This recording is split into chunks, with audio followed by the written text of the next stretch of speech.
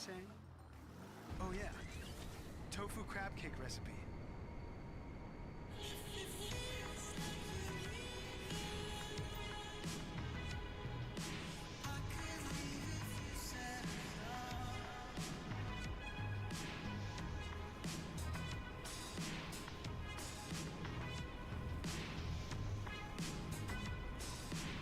Tony Castle is hard in the pipes. All right.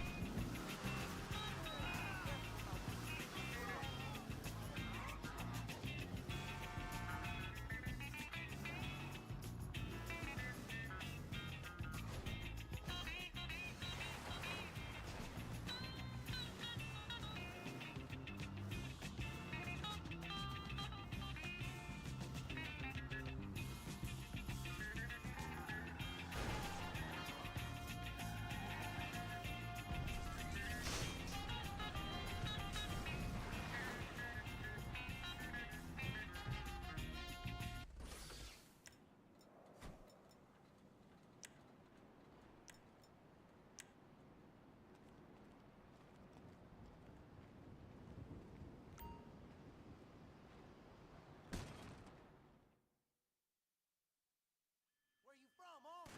Oh my God! That's it. Nowhere to escape now. Where you gonna go? I got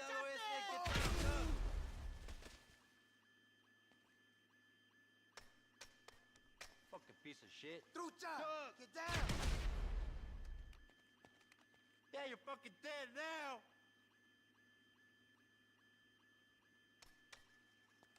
You're nothing but a Trucha! parasite on the scalp.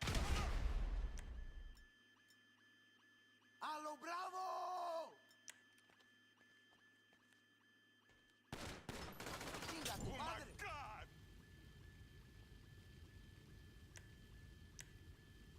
Vamos con todo. Shit!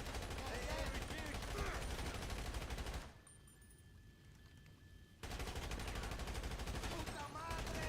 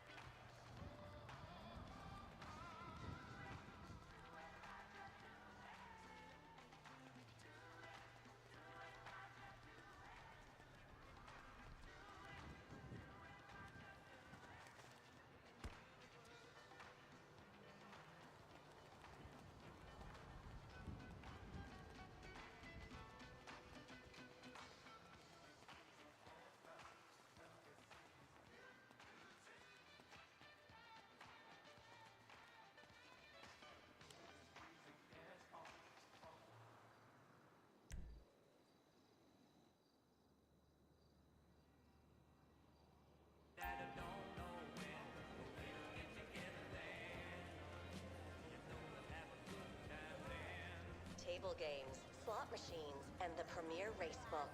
There's always something to get into and find what you love. Money.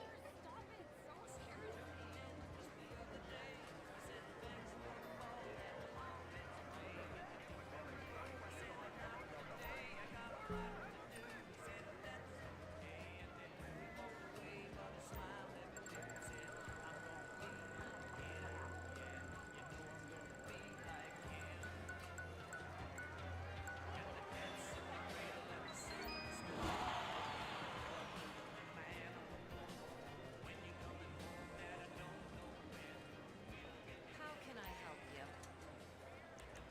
Just let me know.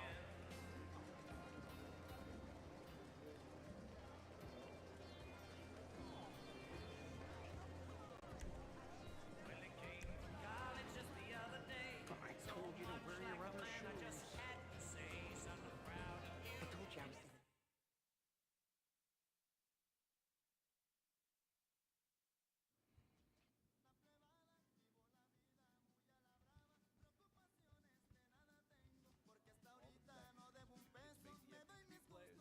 And I bring all the jobs back to America. And then I get these Chinese bankers, you know, they keep America's dead hostage. And I mow them down and I get myself some things. And then I say to the fellas, hey, Jackie, listen. I love the whole stick it to the Chinese angle. But people, you know, they're a bit more sensitive now. The 80s are over, you know? the 80s never go. You don't just turn off the 80s. Hey, Jackie, okay. You know, I walk down the street now, people recognize me, people scream out at me. Baby killer! I never meant to kill that baby! He's innocent. He thought it was a chicken. That's all. I thought it was a chicken! That's all in the past now. How could it be in the past?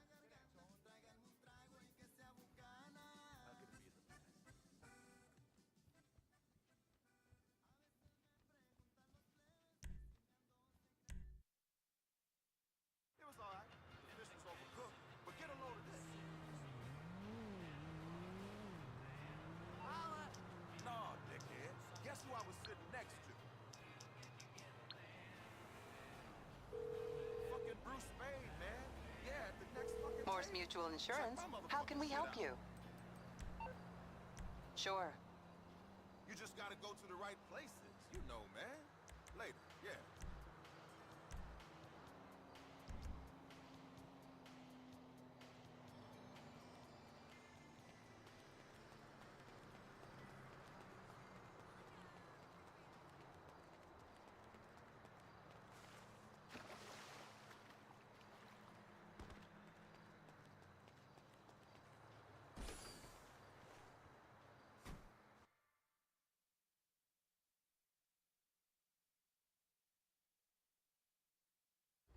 This is Radio Mirror Park, broadcasting nothing but music you'll want to pretend you discovered. Don't worry, your secret's safe with me. I protect my sources too, and I'm 100% locavore about everything.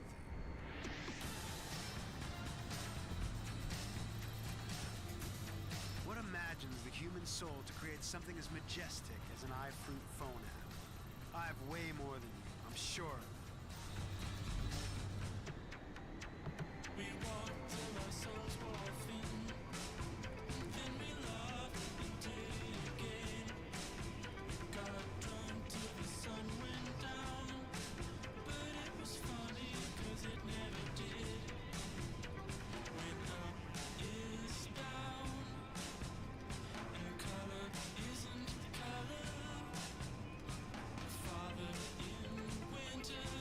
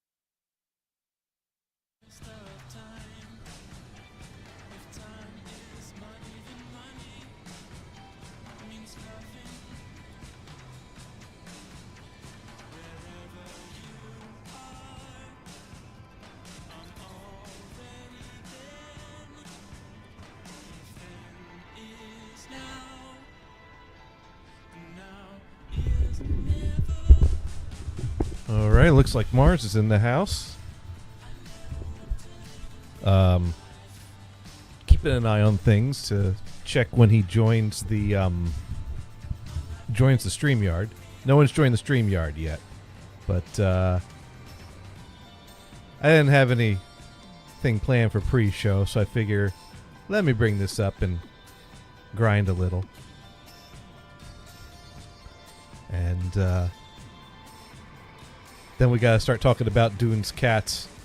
We're gonna need to come up with some names. Because apparently that's turned to plural for those that were keeping score. So we have that to look forward to. Whoop, that was a bit of a rough landing.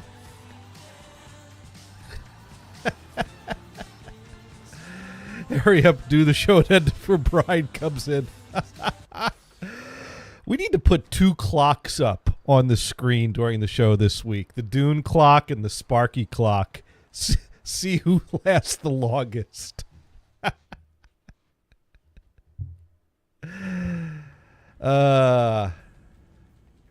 Anyways, my gardening is doing well. I have recovered from the police raid, and I now have a crop left to harvest.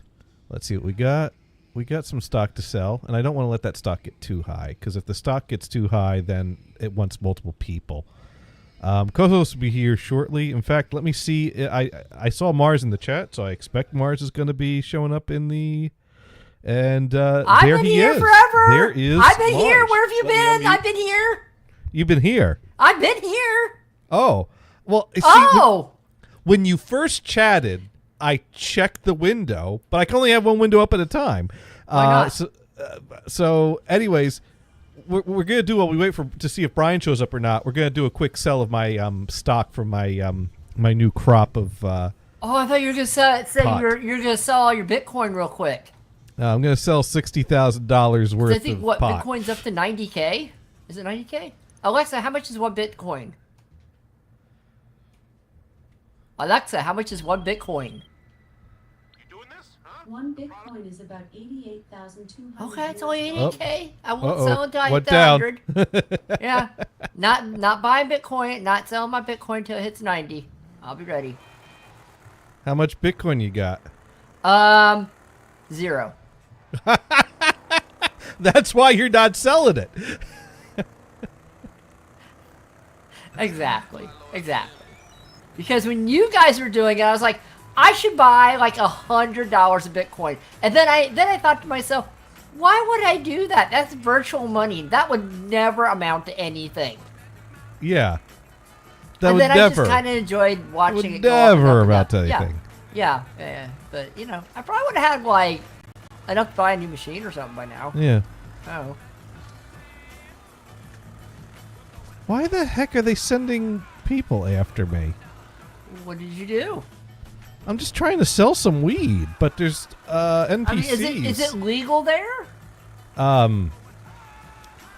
No. But these aren't cops shutting me down. These are people who have no business trying to rob me of my weed, shooting at me. Well, Usually that's a tactic for like playable games when you're in a lobby that is unoccupied. But this lobby is plenty occupied, so there's no reason to send computer-generated players after me. There's plenty of real-life griefers to try to... just throw Batmobiles at your head or something. I don't know. Anyways, they're doing a awful job of keeping up with me and are just shooting a few bullets from time to time. But yeah, we're just gonna do a quick weed run and then we'll see if Brian's in the lobby or not. Because I'm not looking at that window right now. So for all I know, Brian's sitting there unable to talk, waiting for me to look. God, this vehicle sucks. I didn't do it. Uh-oh, they're catching up to me.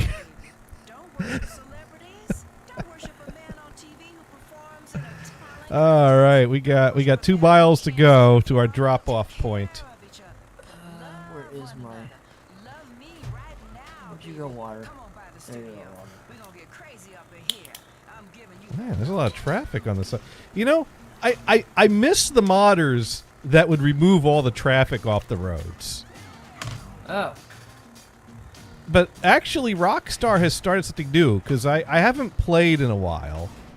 And anytime I haven't played in a while and I spin it up, it makes me install, like, 20 fucking thousand updates before it'll let me play. That's because there are a lot of modders and there are a lot of streamers that were playing it. Well, no, just that Rockstar is always changing and updating things. Usually they're not fixing the things that people are complaining about, breaking things that people actually like, and not doing anything about the modders. But this time, one of the things that was installed was some kind of an anti-cheat detector tool that I had to install on my computer, and it has kernel access. Yep, it does. Which is the type of which means it can fuck your shit up if it gets a bug, or if Windows updates something that doesn't play nice with it. Well, As many of us learned earlier this year. Yeah. With the whole CrowdStrike thing. That was CrowdStrike, right? That they push out an update, and then Microsoft push out an update, and the courts will decide which one is to blame. I was lucky. I was on Southwest Airline at an airport in between, and it was not affected. What the During the layover coming back from North Carolina. Oh, these are actual players that are trying to stop me. See, they want your weed, man. They want your pot. Why? God, what the fuck is your problem, dude? I'm just trying to sell my pot. They don't want you to. They want to just take it from you.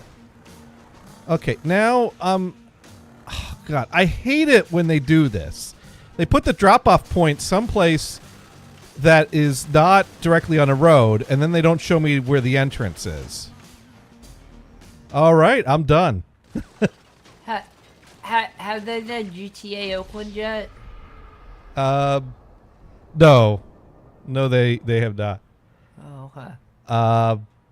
So, anyways, the dude that was trying to steal my pot killed me after I finished delivering my pot. And they probably took your pot, right? No, I just got paid. Okay. So you got money? Yeah, I got paid, and I believe I got paid directly to my account, so I don't think they even robbed cash off of me. So, let me see. Yeah, I only have $1,500 in cash on me right now. That was probably from something else. That is something I don't usually ever say in my entire life. Yeah, well, in GTA 5, that's like nothing.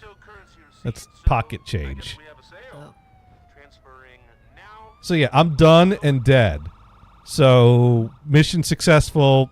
All he accomplished was killing me after the fact and getting nothing for it, but the satisfaction of killing me. Well, sometimes that's enough. But he did not get weed or weed money. But speaking of weed or weed money, Brian's still not in the house. Now, Dune wants to know if I can find that dude.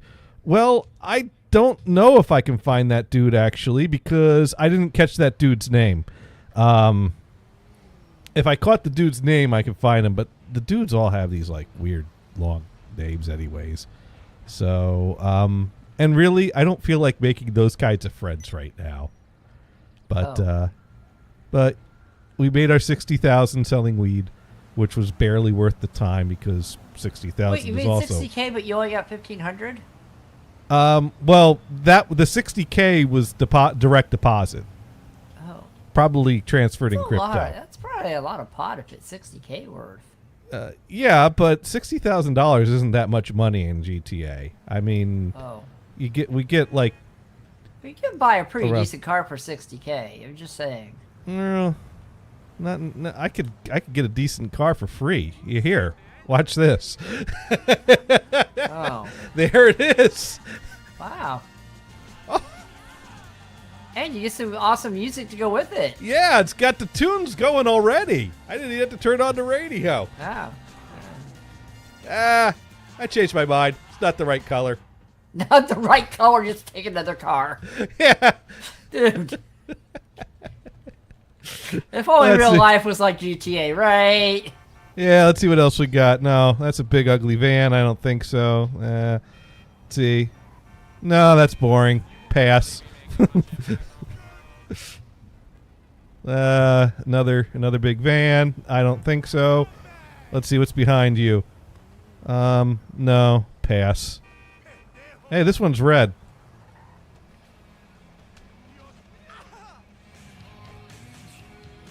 There we go. Oh, this one's slow. This sucks. Bye-bye. You didn't steal a good car. No, I didn't steal a good car. Good gotta cars steal are a good hard one. to find. We mean they're hard to find. They're everywhere. It's fine. No Lambos, no Ferrari Testarossas, or... That was a cool car.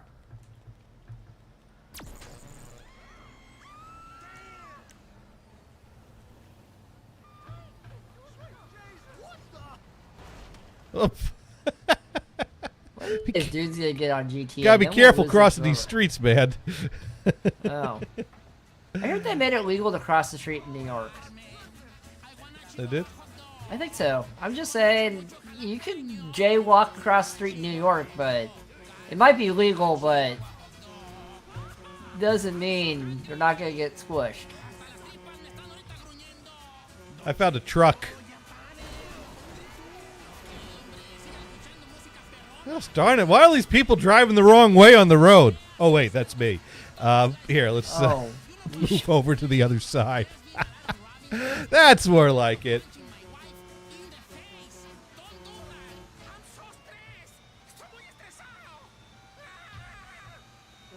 Mod Pro, what kind of car would you steal? A Jeep? Ferrari? A Miata? What do you think? Let's,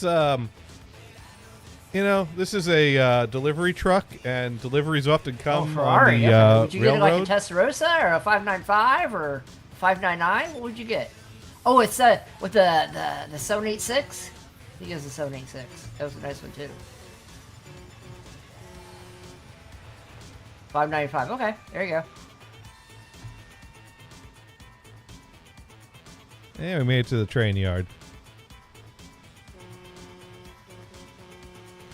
Yeah, I don't know what I'm doing. Are you gonna rob the train? No, I Can you didn't. take over the train? Can you drive the train? No, you can't.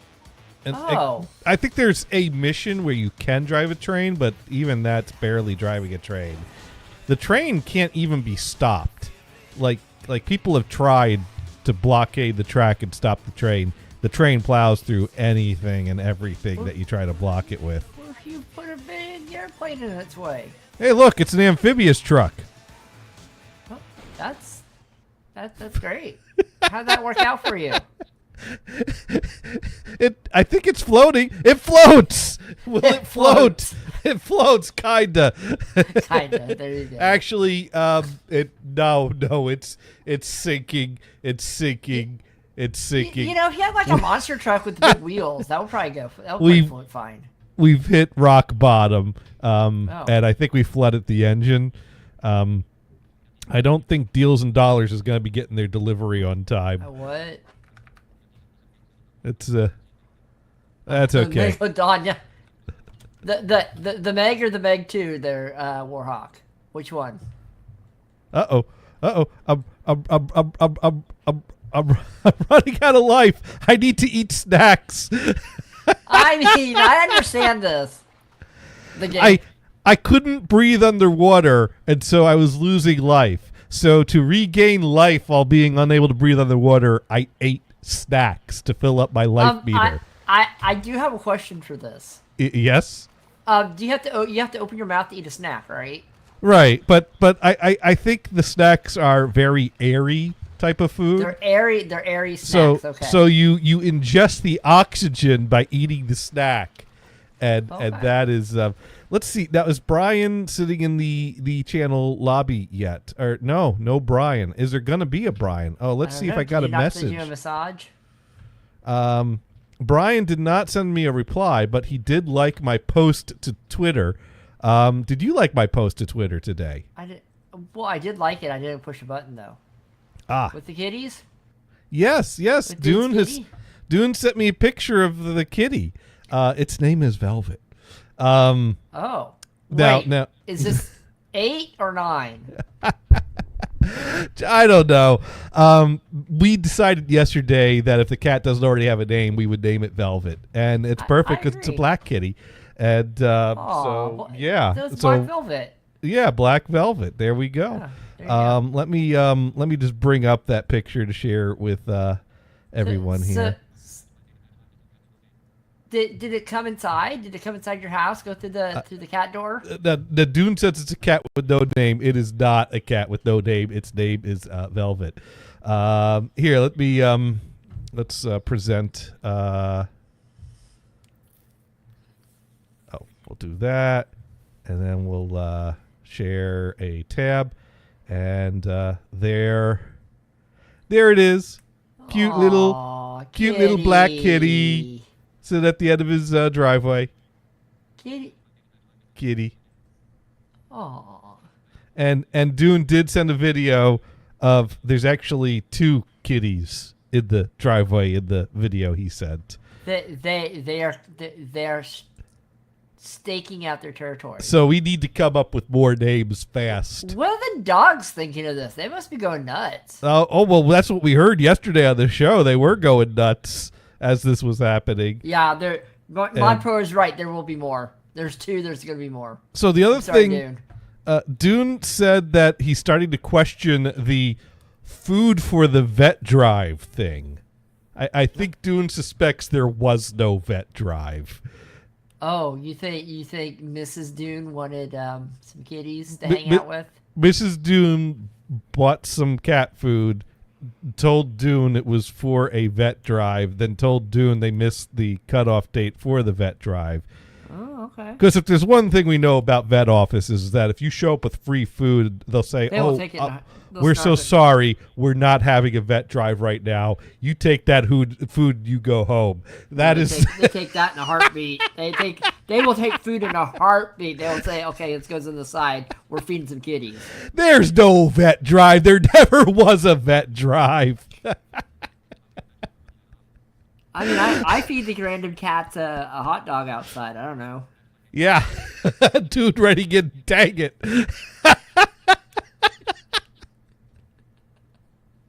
It's funny because the more you think about that, the more I'm like, wait a minute. Yeah. I mean, I am sure vet and shelters and things like that may have drives. The point is that if you come in after the cutoff date, they'll have something to do with that food. Yeah, absolutely. They will take it in a heartbeat. They'll take it to the back. Yeah. Yeah. There's no turning that down. So, I mean, because one thing is that we have a bunch of wet food for cats with kidney disease that we're not going to need.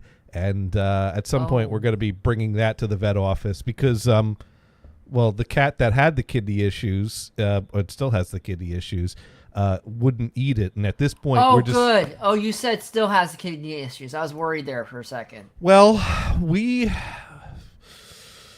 really... I mean, it's a matter of time, really, at this point. We have not been successful in identifying the issue. And if we haven't identified the issue, there's not really much anything you can do. More, that's the problem. Right. Well, there are things we could do, but... So here's what happened since last week. Because last week, well, I think where we left off was that we started her on steroids and on liver medication and on appetite enhancement, which is kind of a thing you smear on the ear, and trying to get her. Wait! Did you say appetite enhancement on the ear? Yeah, it's this gel that you rub on a cat's ear, and their skin absorbs it, and it makes it's supposed to give them more of an appetite. To help a cat that's not eating. The other cat's looking in the ear. Okay, I get 6 meals a day now. Yeah, our other cat has gained weight because of how much we're putting extra food out for the cat that's not eating. So we got that to deal with next. But yes, I have all this extra food. Awesome. So we got a fat cat and we got a skeleton cat is what we got right now. If we could just average them out. Yeah, if you could just average them, So that was the treatment that we were going with, and as the first few days of the week last week, She was kind of responding favorably. She has never regained a normal appetite. She started eating more again, but eating more was basically a few nibbles here and there, never a full meal, not enough food to gain weight. So by last Wednesday, we really decided that, well, this isn't working. This is still better than when she was at her worst, but this isn't working, and she's on the path to get worse again. So if there's anything more we can do, now would be the time to consult with the animal hospital again and determine what options we have. So, mind you, Tuesday and Wednesday, last week was my 2 days in the office week. And on Tuesday, we started having conference room problems. And then Wednesday... What? Oh, yeah. What? Sparky, did you hear that? Is Sparky here yet? Because Sparky! I will wait for Sparky to be here to tell the story. On Tuesday, well, here's the thing. Tuesday's kind of a slow day because Tuesday is only hybrid employees that are in the office, which most employees are remote employees. But the first and third Wednesday of the month are the 2 days of the month that everyone that's local is required to come in. So last Wednesday was one of the busy everyone's coming in days. So when we started having some conference room issues, we thought it was just 2 of our conference rooms. We were starting to panic to be down 2 conference rooms when everyone was going to be in. So we put a call into our vendor, and our vendor's like, we can send someone out Thursday. And we were like, that's not good enough. We need someone today or tomorrow. Because like, I'm only in the office today and tomorrow, and I don't want to be here Thursday either. And I'm like, I feel a flu coming on. Yeah. Yes. No one was buying it. So we got them to send a tech out on Wednesday. But Wednesday morning, I come in and I do a go around to thoroughly check everything so I could have a detailed list for the tech. Yes, it all worked fine.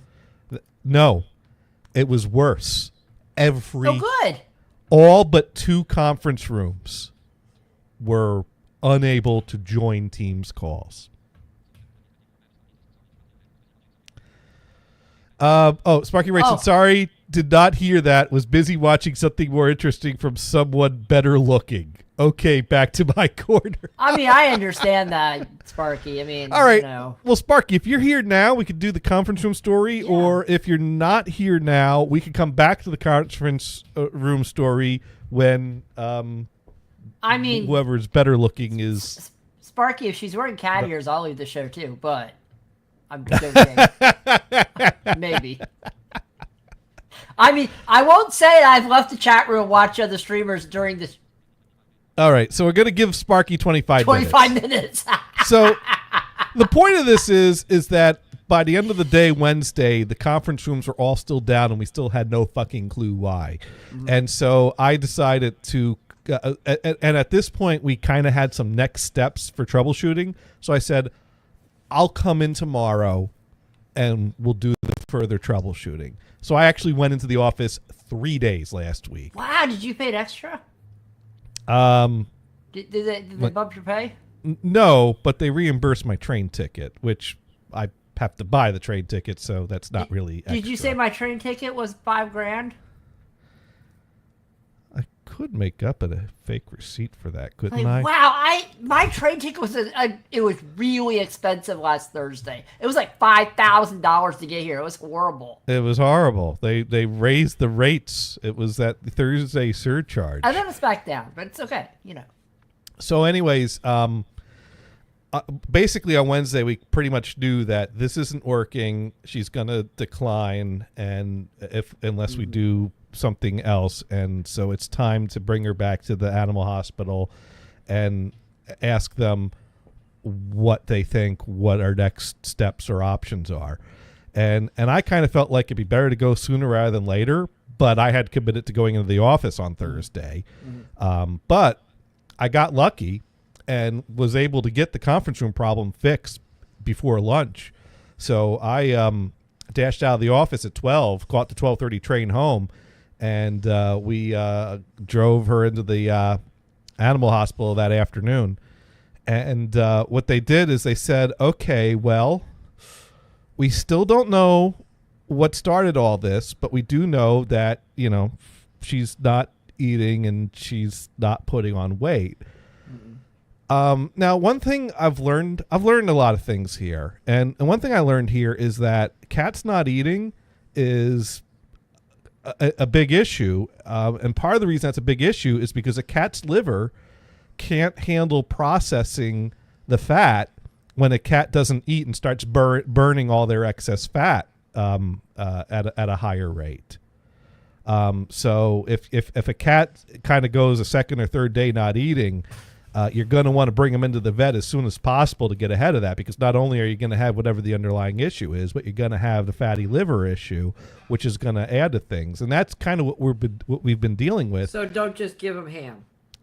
Well, if they're eating, that's fine. If they're not eating, that's a problem. Have you stuck a piece of ham underneath the bed? To hear he eats ham. Oh, her favorite food is shrimp. We've been hiding medication and bits of shrimp for weeks now, all week now. Wow. No seafood. No seafood buffet at Gator, so high beds in there for you. There's an under the bed seafood buffet with medication. I was like, wow, my bed smells a little fishy today. Oh. Yeah, today I was like, I better dab that carpet at some point. Get the green machine out. Let's go. Anyways, so, and that's the thing is that now I'm not kicking myself over this because it's not like there's something we could have caught earlier, because we still haven't caught it even later. We just really don't know what it is. But given that we feed two cats at the same time, put two bowls out, let them go back and forth, it wasn't immediately obvious to us how much she had stopped eating or when she stopped eating. Now, at some point, it became noticeable. The thing that was mostly obvious was the weight loss. Yeah. But so anyways, that is a thing to keep an eye on, because if a cat goes a few days without eating, their liver's not going to be able to handle the amount of fat they're burning, and then that's going to cause liver issues. How come that can't work for people's? I don't know. I mean, honestly, just don't eat for a couple of days and you lose like 50 pounds. And this is why it is so important for Mrs. Dune to keep leaving that food out for those neighborhood cats, because they need... This is the cat food drive that goes to Dune's place. Yes, there was a cat food drive, and donations can be made. Sparky, you can give them the address. Yeah, there you go. Oh, no, that's great. I get cats too. They sit outside sometimes. Honestly, they just lay on my porch. So there's a little wall there, and it's away from the kids, and a lot of times they'll just lay there in the sun and sleep. Hayward has a large population of cats. At our apartment, there was always cats in our parking lot. There used to be like 15 to 20 cats outside. There were little kids that used to go cat hunting, and that was their game. They would go out and run around and find the cats and pet them and run away. You'd think the Chinese restaurants would be getting them, but they're. Where's my drum fill? No, that's New Jersey. That's Jersey. Yeah. Yeah, there you go. No, and the thing is, they've all moved to the other side of the condo because the older people are over there. So they like the cats here are not skinny; they are fat cats because they get like 5 or 6 dinners. People do leave. I know there was someone in our complex that was leaving food out for the cats and the raccoons. Yeah, I did that, and they yelled at me. They said, "Don't leave that out. We saw a raccoon on your deck eating your food." And I'm like, "Okay, I guess I can't feed them anymore." But you know. Yeah. So, anyways, so Thursday we bring the cat in. They look at her, and they kind of said that she was running a little fever, but otherwise, kind of okay. But okay, so she's not responding to the treatment quite as well as we wanted. But the thing is that she continues to maintain. She's certainly weaker and less active, but she still maintains a interest in. Coming over to Kristen's room, lounging on her bed with her at night. She periodically comes downstairs when she thinks there might be food coming out and she's up for a nibble. She does come out to use the litter box and takes care of herself. So as far as I can see, there's still a quality of life that's worth, working with and maintaining. But anyways, they looked at her and they said, well, at this point, we still don't know what the underlying issue is, but she has lost a lot of weight and still isn't eating. So the next thing we could do would be to give her a feeding tube and to be feeding her through the feeding tube for a number of weeks, probably. What I've seen online is that oftentimes a feeding tube is a 6 to 8 week thing. Now, mind you, she's about as light as a cat could get. She's still around the 6.5 pound mark. Mm-hmm. So she's not gaining weight. She's still possibly losing weight. I don't think there's much more weight for her to lose. But yeah, so it would be weeks of feeding tube feeding to put the weight back on. And then we still don't know what started this or what caused this or why she lost her appetite. And it was going to be about $2,000 to $3,000 to put a feeding tube in. Not to mention then we have to have the feeding tube taken out. And then we're still at the point where we still have to try to figure out what's wrong with her. And mind you, I'm already like $6,000 to $7,000 in on this. Oh, already? Last time I heard it was 5,000. Well, 5 was where I was rounding. And when I looked at the statements, I think it was more like 6 to 7. I still haven't done a full ad. And yeah, it's expensive to, test and care for a cat. And I think that what I've done up to this point was worth doing because they could have found something maybe this medication would have worked. We didn't know. But if anything, we stabilized her and we've made her comfortable for a number of weeks now. So at that point, that was a really tough decision because that's where we have to decide, do we put in the feeding tube and try to continue finding what's wrong? Or do we just keep going with the current treatment, maybe increase the steroids a little bit, and basically just keep her as healthy as we can while she still has quality of life? And basically we know that we're looking for that quality of life to decline and making the call. And let me tell you, this is the first time I've ever had to face a decision of if something lives or dies. Because like today, she was not eating. Yesterday and today, she was not eating as much as before. And there was actually some conversation between us about she's not eating. Is there quality of life still here? And I'm like, she's not in pain. She's not showing signs of being in pain. She's still coming out, spending time with us. But then also there's a concern of if you wait too long and then she is in pain, then you've made her suffer. You kind of want to cut it off before it gets to too bad of a point. But I mean, honestly, I would pay attention to her to see if she's in pain. I mean, she'll show signs of it, like shaking or other things. I mean, you'll see that in her. Well, cats are very good at hiding things like that, but I'm not seeing pain. I mean, she lets us pick her up. She doesn't make noise when we pick her up, although she doesn't like being picked up, but she never did. But you said she does come out from underneath the bed, spend time with your wife, and you once. So you know what? If she was in pain, she wouldn't even do that. They would just stay underneath the bed, not move. That's kind of been my point, but I think there's also some concern about. But if she gets to the point where she's just hiding under the bed, then now she's in pain, and now we let that happen. Yeah. So, we don't want to wait too long, but also I don't want to cut off what is still some. I don't know how long this can go on because she's very light and she's not eating much. How long is that sustainable? Are we talking days? Are we talking weeks? How old is Hestia? Did you say 12? 13. 13. Okay. Which is like the low end of senior cat. Yeah. So, which is sometimes where you end up. I mean, that's why it's a range. You'd hope that you'd be more like 15 to 17 to 20, but sometimes it happens earlier. Yep. So it was. I mean, there you are, right in front of you, a $3,000 potential bill. Do you give her a chance at recovery, or do you? I mean, and that's.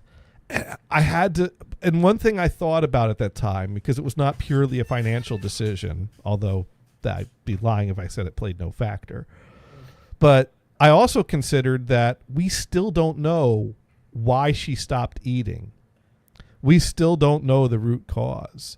And it could be anywhere from a physical problem to depression. You know, it could be something to that. You don't know. And there's no reason for it to be for it to be depression. You guys love your kitties. No, I don't think it's a depression thing. I Yeah. think there's something physically wrong with her that just has not turned up on the blood work, the X-rays, or the ultrasound. You think you would have come up on blood work if anything, right? Well, I mean, And that ultrasound was where we eventually went to get a good look in her, and it came up healthy with no blockage or no problem. You know, that's one of those things where it's like you pay a lot of money, and it's like there's nothing wrong. It's like, ugh. I wanted you to find something wrong, but I didn't. I spent really all this want money. to I want find- you to find something. Yeah, I know what you mean. Yeah, Find me a blockage. yeah, pretty much. But then Please. again, if they found something on the ultrasound, it might have been something that's like that's going to be a $15,000 But surgery. you know what? I'm just At least- making but- up a number. I have But no you know idea. what? At least you would say, okay, now we have an answer. Right. You know, that's a But- problem not only with cats and animals. That's a problem with people. So- A lot of times there'll be something wrong, and it's like you don't know what's wrong, and at least if you get an Right. answer, to give you a little more peace of mind. So where I came down on this was we don't know what's wrong, and there may be nothing we can do. Mm-hmm. And this just might be her final days no matter what. I'd hate to take away from what time we have left putting a feeding tube in her and having her spend her last days with the discomfort of a feeding tube on top of everything else we're already doing. So to me, it's like I think it's time to just accept that we have no idea what's wrong with her, and we tried. We spent good money trying to find it. I honestly, and that's a really hard decision. I'm not a pet. Yeah. I'm not a cat owner. I just borrow the cats outside.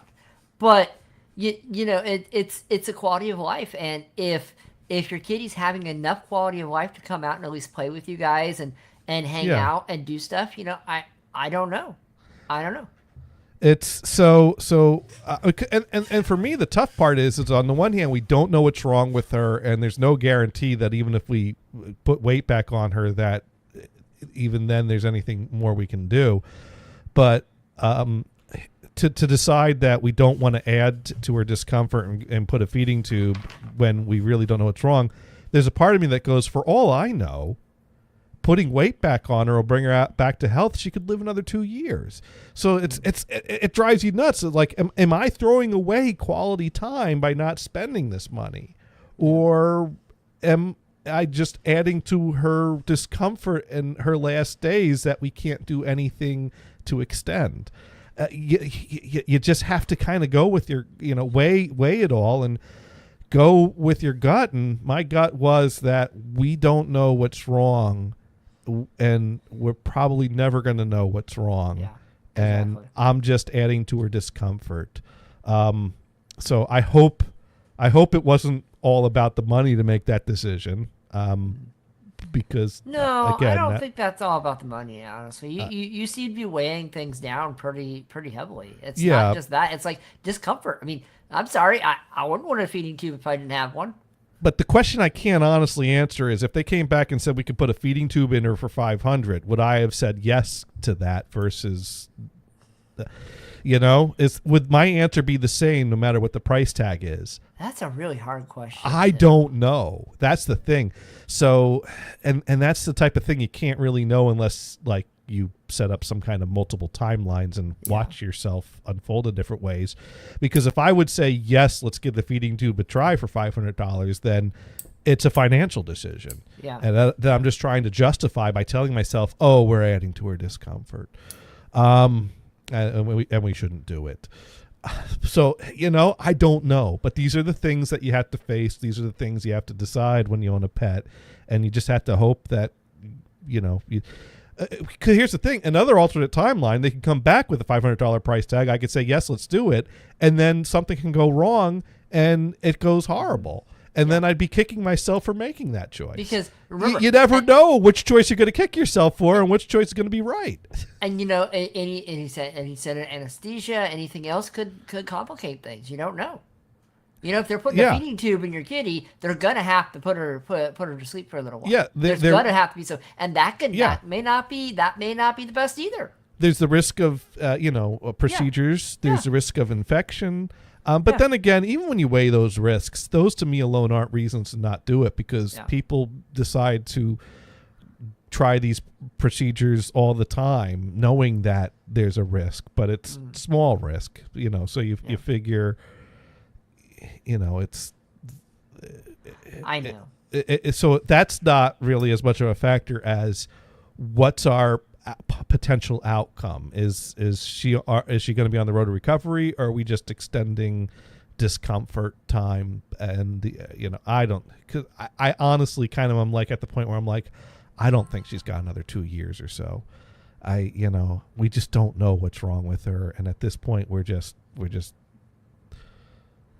That's a hard one. That's a very hard one. So they doubled her steroid dose to take the same amount twice a day instead of once a day. They sent us home with a bag of fluids to give her daily, and taught us how to. There's like a needle on the end of the bag. You just put it under the skin, and put and let the bag drip to between the markings, the lines on the bag. So we are giving her daily fluids under the skin. We're still giving her the same medication we're giving her, just giving the steroids twice a day. And at first she started eating a little bit more again, but then last night and today she ate less again. And so it's one of those things where it seems to be, we try something, she gets a little better, she gets a little worse. We try this, it gets a little better, it gets a little worse. And so now we're really, you don't know where to go. We don't know. I don't know how long this is going to go on, and I don't know at what, I at some point we're going to have to make a call to bring her into the vet for her final visit. I don't think we're there yet, but we could be getting very close, or it could go on for another few weeks. Mm-hmm. I don't know. Yeah. So that's where we are. It's a very hard one, yeah. Very hard. I mean, that's the thing, is that you never really understand being in that position of making decisions about something's life until you're actually there. And that's not a comfortable position for me. Yeah. No, our family's had to put a dog down the same way. It was a Pomeranian, and she had hurt her trachea, which was a puppy, because, Pomeranians have smaller tracheas. And when she was older, and this was 12 years later, she was 12, very old for a Pomeranian, she just couldn't breathe. She just couldn't breathe like she could anymore. And, we had to put her down, and we hated it. We hated it with a passion, but there was nothing you could do about it, There really wasn't anything you could do. So it's really hard. It's very hard to do. I understand that. It is. Yeah. But, well, growing up, we had a dog, Banshee. I think I've talked about Banshee before. Banshee, yes. Banshee. My dad named her after the car, because with the Pontiac Banshee. I understand. Yeah. I mean, it wasn't Chevelle, but it was a Banshee. Well, Pontiac Banshee was never really a real car. They made like one of them, but I think that was like the name for the Firebird before it finished design and was released. Oh, wow. So so Banshee was the name that Dad came up with when we got a dog. There was no discussion. There was no choice. He told us her name's Banshee. I go, okay. There you go. Fine. And that was that. So I have some pictures of Banshee. I just need to find them. I have some pictures of her when we first brought her home as a puppy, because I was scanning different photos and you asked. What's that? Dude says it was named after a Yamaha four-wheeler. No. It was named after the car. Oh, see, dude said he asked. I don't know who he asked, but he's been working on his Chevelle acquisition. But no, it was named after the Pontiac Banshee. But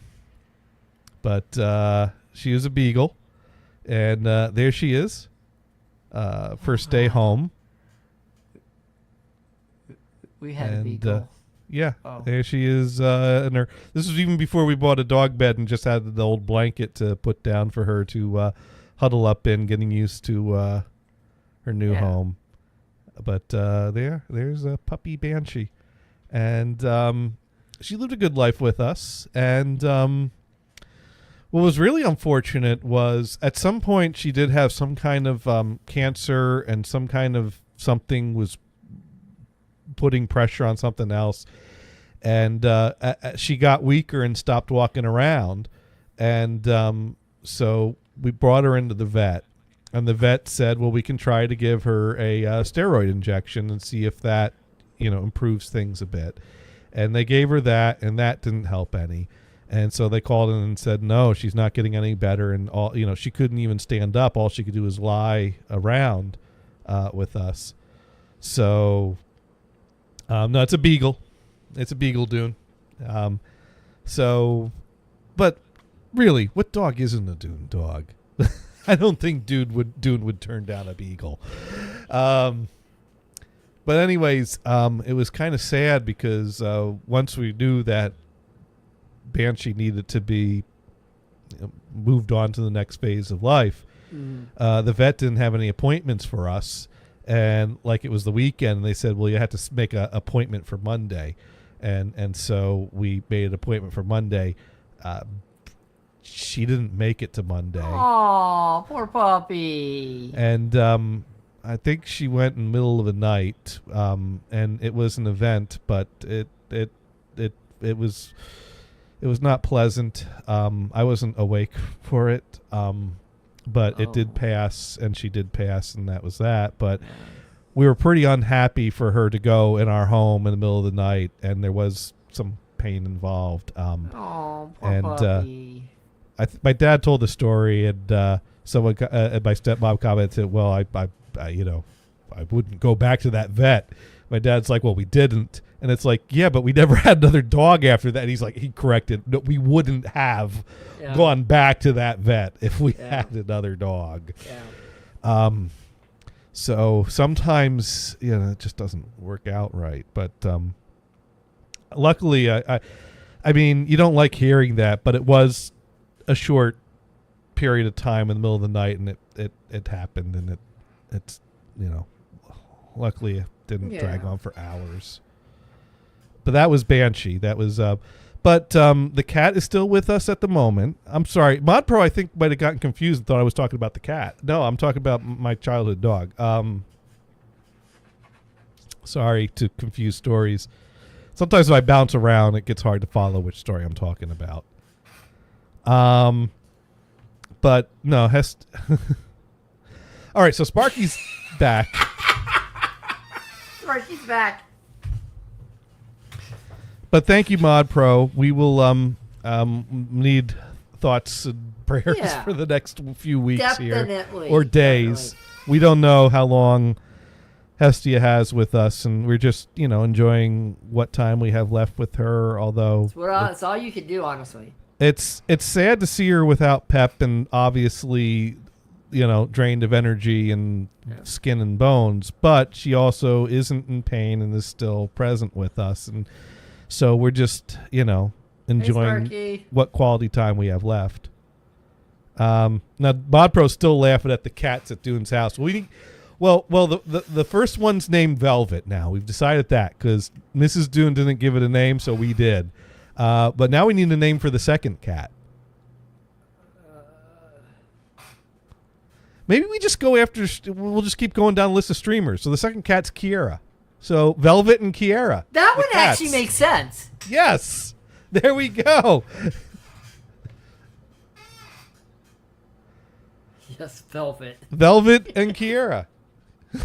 Velvet Kitty and Kiera Kitty. It makes a lot of sense. There you go. And Dune, you just let us know when cat number 3 shows up, and we'll have another name ready. Yeah, there you go. Keep sending us the pictures, because as long as the food keeps going out, the cat population's going to grow. That only goes up like Bitcoin. No, wait, that's not right, is it?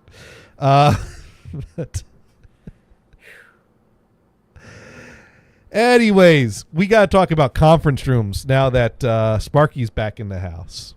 Okay. So, yeah, Tuesday was this past week. Last week was my 2-day in the office week. Tuesday because that's my normal day, and Wednesday because that's the day that everyone's required to be in. So Wednesday was going to be a busy day. So Tuesday I'm in the office, and I do my walk around to check the conference rooms. They all look okay. Not 5 minutes later, I get a fucking call from my boss's boss that she's in one of the conference rooms and it's having a problem. So I walk over there,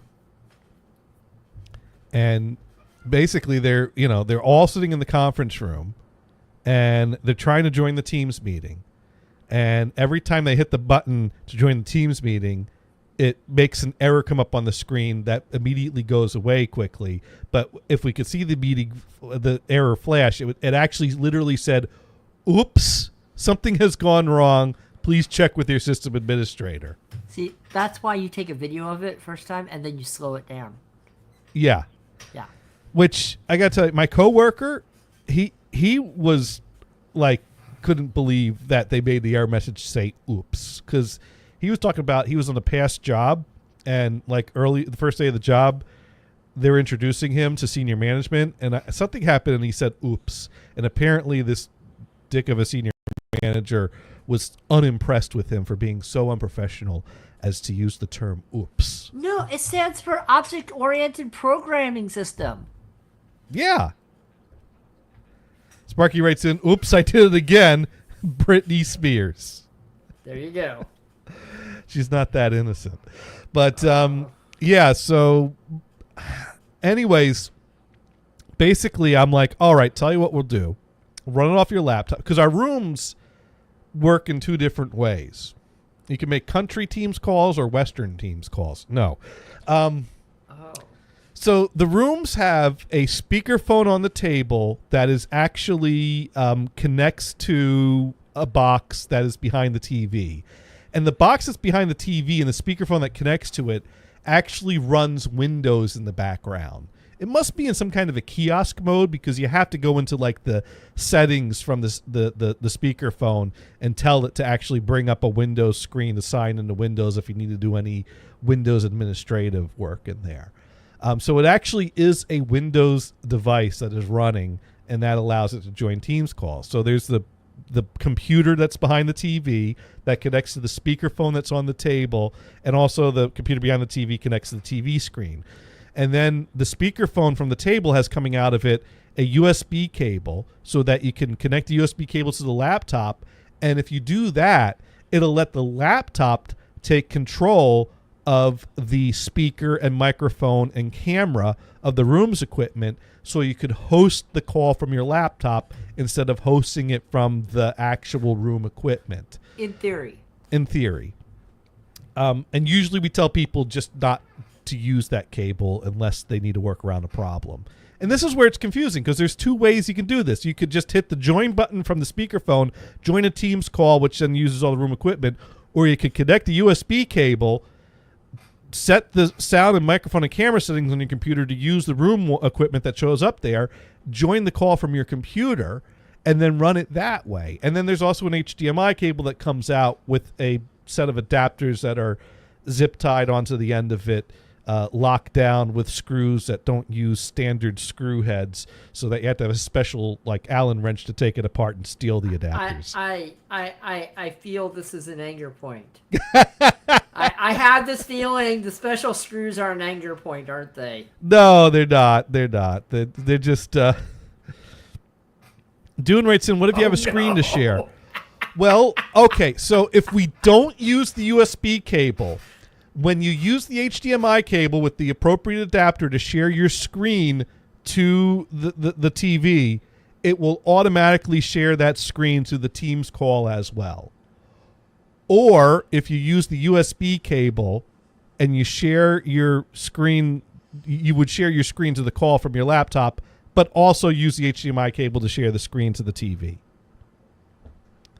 See, this is confusing because there's two completely different ways to do the same thing. I hate systems set up with two completely different ways to do the same thing. Not because I don't understand it, but because it's confusing. I'm explaining it to you, and you might not even understand what I'm saying. And I hate being in that seat. Yeah, it's not the administrator that need help; it's the users. That's the problem. Right. You're trying to make it dumbed down for users to be able to join button on the call and say go. So the way I've always told people to do it is without the USB cable, which means that every room has a cable in it that the intuitive thing is connect all these cables, and the instructions are, no, not that one, only this one. So if everything's working as it should be, you hit the join Teams call button from the speakerphone, you connect the HDMI cable to the laptop, your screen is shared to the TV, your screen is automatically shared to the Teams call, the speakerphone's microphone and speaker join remote people to the Teams call. The room camera automatically sends your camera out to the remote people. Other people's cameras also show up on the side on the TV screen as well. Dune writes in, a single HDMI cable could do vid and sound. Well, that is true, but the HDMI cable is doing sound from the laptop. So if someone in the room that is sharing the screen also wants to present sound, it will pass that sound along to the Teams call to the remote viewers as well. So, yeah, you have a point there. But that's not the sound we're talking about. We're talking about the phone call sound for the most part. Anyways, so that's how it normally works. Now, Sparky wants to know if you can make a Korean barbecue team call and order a lunch. Well, Teams does have the capability to dial phone numbers out. So if everyone's sitting in the conference call room, I suppose you could add the Korean barbecue place's number to the group call and have everyone put their order in. And yeah, that is plausible. I wouldn't recommend it, but it's plausible. Wait, why would you not recommend it? Because most people can't figure out how to add someone to an existing call. Oh. And then how do you remove that person from the existing call without hanging up on everyone? Well, it's okay. Every time you guys make a Teams call, the Korean barbecue place is going to be called, then they're just part of the meeting. If you invite the Korean barbecue place to the conference call when you create the call, yeah, then they'll automatically be joined to the meeting when you start the meeting. And you see a problem with this? That just means more Korean barbecue at more meetings. What's wrong with this? I see nothing wrong with this. This is okay. We might be onto something here. See? So like, okay, guys, we're adding Korean barbecue. It's already here, so make your orders. So that's fine. So the point is, and actually I forgot part of the story. Before we got to the point where my boss's boss was in a conference room that wasn't working, we did a second walk around because I did the walk around, and then my boss was like, my boss is the type of guy that he doesn't check in on us. He goes and redoes our things sometimes. So like he's like, I'm just doing a walk around checking the rooms. Have you had a chance to do that yet? I'm like, yeah, I just did that. He goes, all right, let's do it again. And let's do it again. And sure enough, one of the rooms that was fine 5 minutes ago was down. And so that room, like one of the executive assistants keeps booking that room because that room's close to the people that she works with. And so I had to go to her and say, could you move these meetings out of that room? That room's having trouble. All the other rooms are fine, as far as I know. So, yeah, so we had one room down that we moved all the meetings out of there to another room because it's Tuesday. It's kind of slow. And then we go into the second room that my boss's boss is in that's giving the oopsie error message when they try to join the Teams call. And so I restart the equipment, and it's still giving the oopsie message when you try to join the Teams call. And so I said, okay, I don't know what's going on. I'm going to have to troubleshoot that after the meeting and put a call into our support people to come in. And I said, in the meantime, you could host the call from your laptop using the USB cable. And she goes, oh, I left my laptop in my office. I'll go get it for you because you're my boss's boss. Yeah. So yeah. Bonus points. So I run to her office. I grab her laptop. I come back. We connect the USB cable. It doesn't show up properly on her laptop. Oh. So we still couldn't start the call. So she actually ended up joining the call from the laptop without anything connected to it. just using the laptop speakers and microphone to talk to the one person that was there, and I guess they didn't have anything they needed to bring up on the screen. So yeah, basically a bunch of important people, because not only was my boss's boss in there, but my boss's boss's boss was in this meeting as well. Wow. And I got them huddled around a laptop listening to the laptop speakers and talk to the one remote person. You know what? I approve. That's pretty funny, actually. So, anyways, after that, I basically go back to my corner to hide and cry in. After I had a good cry, I got up my calendar and I booked out the room for the rest of the day to prevent anyone else from using this room. Sparky writes in, and you still have a job? They understand. Well, here's why I still have a job. I was not the person that picked out and ordered this equipment. Now, I don't know why the person who ordered the equipment still has a job. He must have some dirt on someone. But, so, yeah, I'm in the middle of this good fight. So I keep myself looking good in this because it's just, it's the equipment. Mm-hmm. What could you do? So anyways, I block out the room for the rest of the day so that after this meeting, no one else uses the room and I can get in there and, bang my head against the table until it works. Yeah. Right. So I get in there. I restart all the equipment, I reseat all the cables, and I got the USB cable working again. But I forgot the initial problem was that the Teams calls was giving the oopsie error, because I had never seen that before. So I thought, it was a fucking loose cable that broke the USB thing and got all that not working. And now everything's working normal again. Mm-hmm. So I'm like, I think we're good. But meanwhile, I got them this, and in the other room, every time I restart the equipment, it would go down again. So I heard back from the support people, because we have a third party that supports the conference equipment when we need to. Mm-hmm. Sparky writes in, put a sign on the door, quarantined.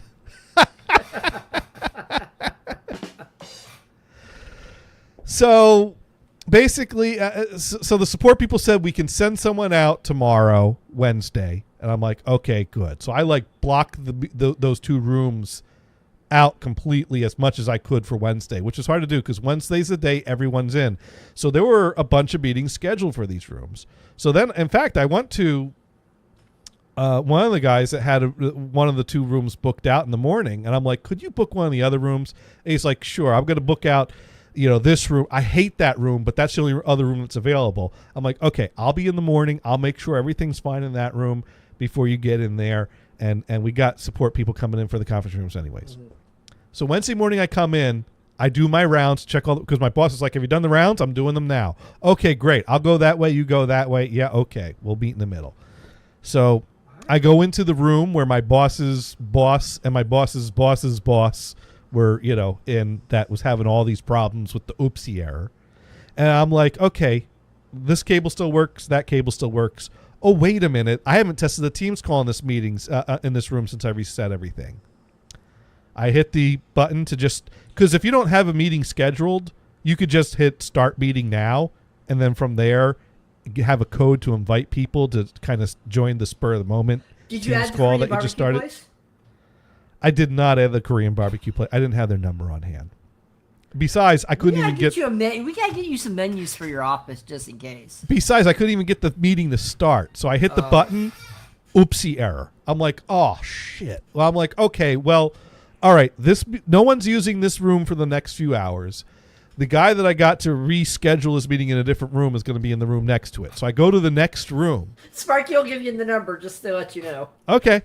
So I go into the next room that the guy I had reschedule his meeting is going to use. And I go and I hit the button to start a test meeting. Oopsie. Oh, no. It's multiplying.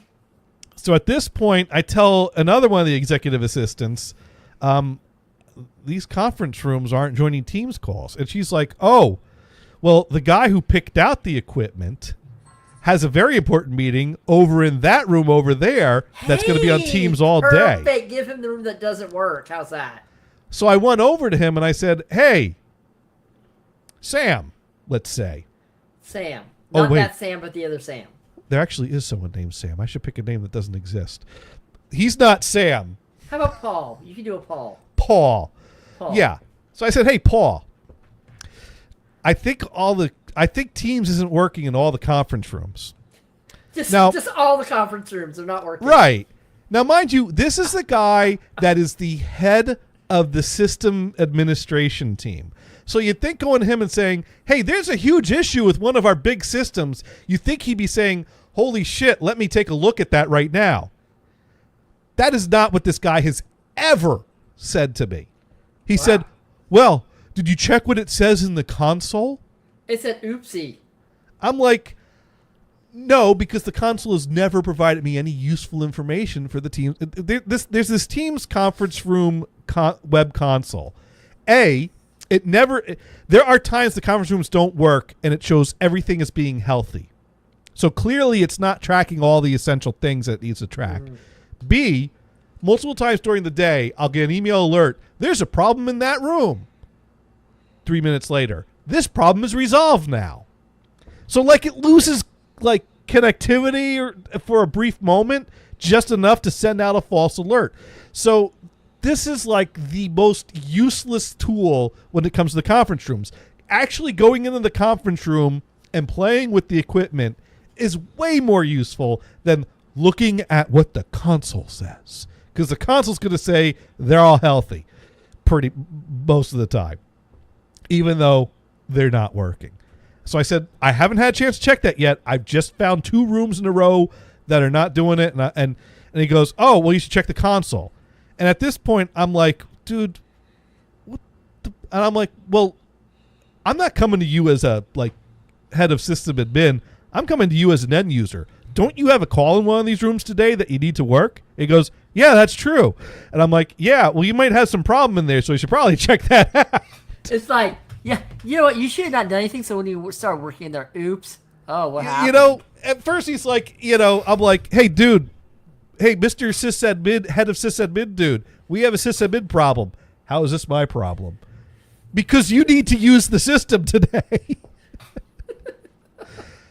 But wouldn't you know it? We have 8 conference rooms, including the one that works is the one he's in. 7 conference rooms if you don't count the big room. But so we have 7 conference rooms.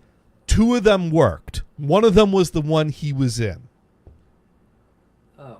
So he doesn't care about this problem because the room he needs works. And plus he was in that room on a conference call all day. And let me tell you, I'll take running around trying to fix a video conferencing equipment over sitting in the same conference room on a boring ass call all day long any day. What if you had a big bowl of Korean barbecue in front of you? Is there dessert? Of course. Why would you not have dessert at Korean? Come on, of course. Okay, if they had Korean barbecue, but they did not have Korean barbecue. They did have some food out in the lobby area for lunch break. Well, that's awesome. If it's in the lobby, that's free food right there. You don't even have to go to the I helped myself. You're like, oh, yeah, screw that. I'm not going to go to the conference. I'll just eat food. Go. So, anyways, at this point, I walk around the rest of the rooms, and that's when I found out that 2 of the rooms worked, 5 didn't. Which, the fact that 5 rooms all failed in the same way at the same time says to me, not a hardware issue. Because what are the chances that 5 pieces of equipment would have a hardware failure in the same way at the same time? Not bloody likely. I think you have a better chance of getting the Powerball than getting that. But did you play Powerball? No, and I think I still have a better chance of winning the Powerball than having 5 pieces of equipment. But anyways, yeah, because if Dune wins, he'll share, right? No. Dune wins. He's gonna have a house for the cat. No. If Dune hits, I'll know it because that's when a MacBook Pro shows up with my wife's name on it. That's what I get. I approve with an M4 processor. We're still waiting. Still waiting. One of these days he's gonna hit. We're gonna get that MacBook. Then we'll sell it for cash to pay off our cat debt. But Wow. anyways. So the tech comes and he has no idea what's wrong with this equipment. Turns out the tech, this is a new job. He's worked for the company for like a few months at this point. He's still learning the ropes of this equipment. So really the only thing the tech did was call Crestron, who's the manufacturer of our conferencing room equipment, and wait for a call back. And he did play around with the equipment some and try to get signed in and test a few things. But really most of what he was doing was he basically spent 6 hours sitting in our office waiting for a call back from Crestron. Now, did he look at the console?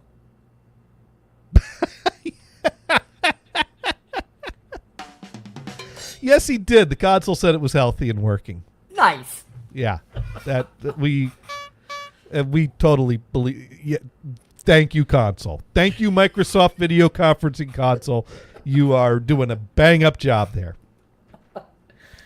So, well, one of the things he figured out though was he got signed into the Windows screen, and once we got into Windows, he brings up a website and he browses out to www.microsoft.com, and it produced a screen that told us that our web filtering software was blocking all traffic to the website.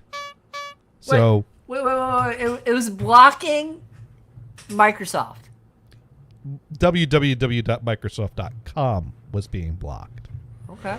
So our first thought was, well, there's your problem. Your network's blocking all the internet traffic from this device. How in the heck is it supposed to join a conference call? Which, of course, doesn't explain why 2 rooms are working differently from the other 5. But anyways, okay. So I reached out to the security person that I usually talk to about these things. Let's call him, what's a name that starts at T? Oh, there you go. What? Sparky gave you the number for the Korea barbecue place. I'm just Tom. Well, there actually is a Tom that's not in IT that works. So let's go with no, that's I keep thinking of the real name. Terry. Yes. Okay. So Terry. I reach out to because it's been decided that the security team Turd Ferguson. TF for short. Yes. Which also stands for titty fucking. But I thought it stood for Transformers. Transformers, yes. Yeah. Don't try titty fucking a Transformer. I'm sure there's video. I don't know, but I'm pretty sure there's video or pictures. Don't look. I have never Googled for Transformers porn. I'm not going he had a to. Ferguson toilet. Oh, so anyways, so it's been decided that things relating to networking all fall under the domain of the security team, because network traffic and web filters and things like that are security things. So anything network related now, go to security. That's security's department. Check with security. So the thing is, though, is that Turd Ferguson was also in the same conference that what did we say Scott's name was? Paul. That's right. Paul. It was Paul. So Turd Ferguson was in Paul's meeting in the conference room all day long with no Korean barbecue. And so at some point I caught them in the lobby there during a break. And so I say to Turd Ferguson, "Hey, Turd, how's it going?" And he knows that whenever I come up and say hi to him, I have something for him. And I'm like, "I sent you a picture on the Teams chat." And he said, "Well, what are you trying to do? Why are you trying to browse to Microsoft.com from the conferencing room equipment?" And I'm like, "Because it's not working." "What are you trying to do?" "Join a Teams call." "What's happening?" It gives an oops error and doesn't connect to the Teams call. It goes, "Well, okay, but the way we have those configured is that we've blocked all network traffic except for what's on a whitelist, and we've whitelisted all the websites that, according to Crestron, are required in order for that equipment to work." Because we don't. It's a Windows box. It's essentially a Windows PC that's connecting to our network, but it doesn't connect to our VPN, and it doesn't have our antivirus on. I don't think it. Maybe it does have our You antivirus. say, I hey, don't Turd, know. hey, Turd, I have a question. Turd. What's Add your question? Microsoft.com to the whitelist. I'll be back. And Well- we'll see what happens. Well, the thing is that he said, but www.microsoft.com is not required to join a Teams call, but teams.microsoft.com is. And then when I went to teams.microsoft.com, it brought me up to a login screen that came up with no issue. And he basically sent me a list of all the websites that he whitelisted. So as far as I could see, it was a red herring. It was not supposed to load www.microsoft.com, and there's no reason we needed to load www.microsoft.com. The tech was just testing any old website that, would be of perhaps significance. So yeah, it was still working as designed, and the web filter has been like that with a whitelist only for, since we've had these rooms set up, so probably over a year. So that's nothing new that Microsoft.com gets blocked by those rules when trying to browse directly to it, because that's the way they've secured these devices, rather than have them connect to our VPN, which requires some kind of a login process that would automatically complete, which could then cause bandwidth issues, because we try to route Teams outside of our VPN anyways. So basically Turd was like, yeah, that's right, that's by design. Watch him call him Turd on tomorrow. Ask that, hey, Turd. I'm like, So anyways, if you call him Turd tomorrow, I'm going to laugh my ass off. I'm not going to see him tomorrow. That you know of. I only talk to him when I need to. Okay. So anyways, that left us back where we started. We still don't know why any of this is not working. And the tech I have is...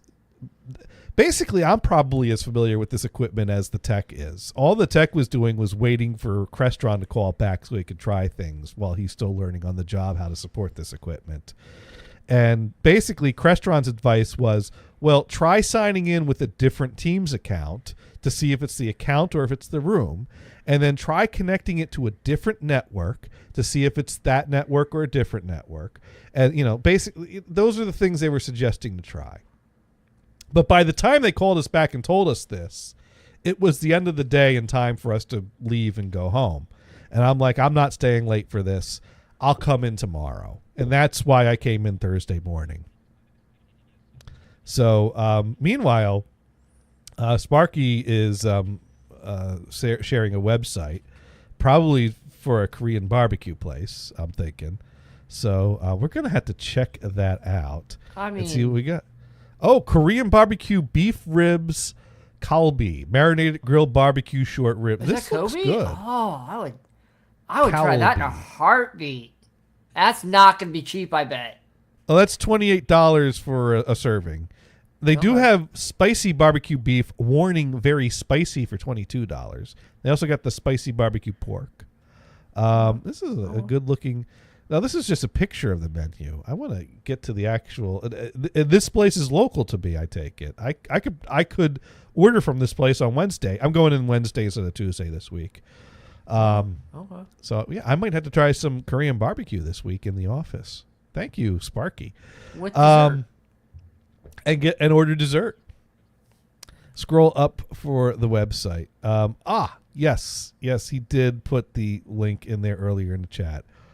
Okay, let me take a look. Sojuba is the name of the place. Do they have Wagyu beef in there, or just? I don't know. Wagyu beef is supposed to be really good. It's expensive. Let's see. They got. Well, I'm bringing up the food menu. Appetizers include steamed egg, chicken tender, seasoned tofu, crunchy corn, edamame, corn cheese, cheese katsu, spring rolls. Did you say cheese corn? Corn cheese. Corn with mozzarella cheese on sizzling plate.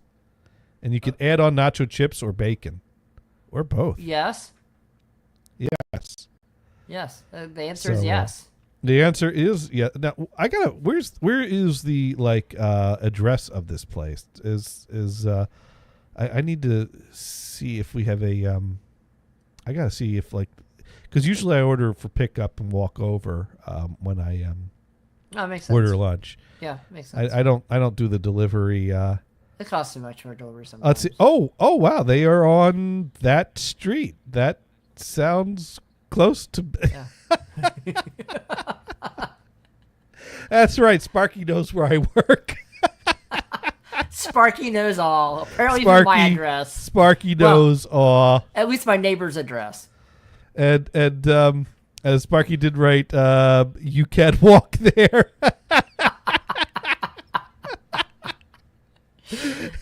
I can walk there and buy everyone's soju. So yeah, that is an option. Buy everybody this week. soju, man. They'll all be happy. Yeah. So, anyways, we had our next things to test, which was basically test the accounts on different rooms to see if it's the room or the account. Test it on a different network, because it turns out these boxes, even though they're connected to a wired connection into our network, they do have Wi-Fi adapters built in. So I could join them to a Wi-Fi network. So I actually generated a password on our BYOD network, which would basically just give them a straight access to internet without any filtering or shit like that. And sure enough, when I came in on Thursday morning and connected the rooms to the Wi-Fi, one or two of the rooms of the Wi-Fi, calls went through like that. How's the No bandwidth issue. going to be on the Wi-Fi, though? Is it going to be as good as wired? The bandwidth on the Wi-Fi was probably compromised, being that they don't have Wi-Fi antennas actually screwed onto the nubs that come out of the boxes. But it was working good enough for me to start a Teams call. Now, I didn't have someone else join the Teams call and test how well the video or voice was working. The point is it could connect to a Teams call on a different network, which meant that this problem had nothing to do with the equipment and everything to do with our network and whatever policies or rules our security team had on them. And Well, it looks like turns... the security team has to do a little bit of twiddling as well. So I reached back out to Turd Ferguson, and I got on a call with Turd Ferguson. And he said, "Hey, look at this funny hat." And Hey, Turd. Then he said, "Suck it, Trebek." Suck it, Trebek. Suck it, Trebek. And then he took Ape Tit for 500. Well, it's either that or a therapist for 400. That was the best one. Sparky asking, where did I put my tinfoil hat? So anyways, he actually figured out pretty quickly, because basically I would do something and he would trace it on his end and see what URLs it was using or what website it was going through. Mm-hmm. And it turns out what happened was, and he wasn't clear about this, because you sign into the Teams through Microsoft, but we use a single sign-on that we've set for all our sign-ons to funnel through. So Microsoft sign-ons redirect to our single sign-on service, which is called Okta, O-K-T-A. Many companies use Okta. Mm-hmm. This is a way that you could sign into Okta, and then it presents you with all the different systems that have been funneled through it, and you have one page with all these tiles. So that way, instead of having 10 different passwords for 10 different systems, you have one password that brings you to all those systems. And you could either sign into the Okta site and be presented with tiles that will go to the different sites, or you go directly to one of those sites, and when you go to sign in, it redirects you to sign in through Okta. Did they block Okta? Okta or Microsoft changed something in their sign-in process that required the use of a URL that was not on our whitelist. And when Microsoft or Okta made that change, it broke all our conference rooms' abilities to sign into Teams. Nice. And I guess 5 of our rooms needed to do that sign-in process. The other 2 were still signed in from before the change. Which means they're going to have to be fixed at some point. Well, no, he added it to the whitelist. Okay. So the next time those 2 rooms go to sign in, they'll still be fine. Yeah. And the other 5 rooms all were able to sign in and were working.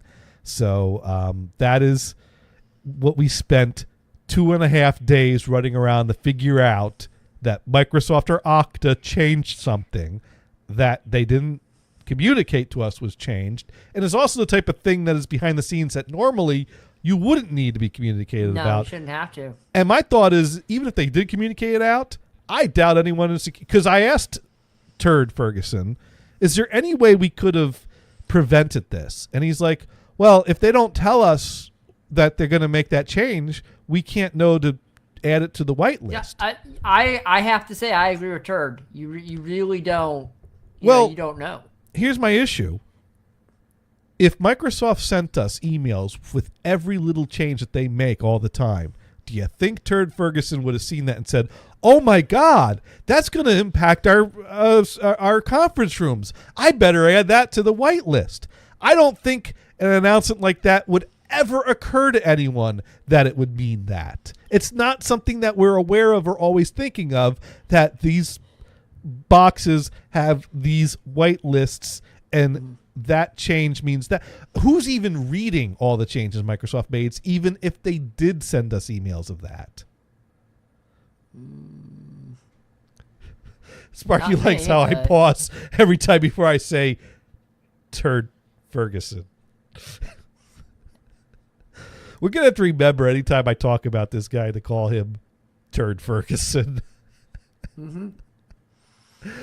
So when I asked the question if there's any way we could prevent that, I don't mean could we have prevented this by having Microsoft alert us to a change that's going to impact us, keeping on top of that and updating the whitelist. I'm saying, basically what I'm saying is, hey, Turd, you built a ticking time bomb doing it this way. There was no way in hell you could have prevented this doing it this way. Is there a better way you could secure these devices that don't require having us go through this every time some little change is made in the background that requires something else to be whitelisted? But I'm going to ask Turd Ferguson's boss, because ultimately he's the one that's Turd Ferguson does what's asked of him, and he So was the asked boss to of make Turd? the Turd's boss is, which, mind you, I think Turd Ferguson had a different boss at the time that it was decided to set it up this way. So I'm kind of curious what the new boss is going to say if we present him with, this is how these were set up. This is what resulted in it. You have any ideas for a better way your team could do that? And he'll probably think about that, and he might tell Turd Ferguson to do something different. Hey, Turd, you gonna fix that? Turd's a good guy. I like Turd. Okay. The Sparky writes that I do not think Turd is on my database, so I can't find out more about him. Oh, God, don't tell me Sparky's keeping a database of We'll be employees. surprised.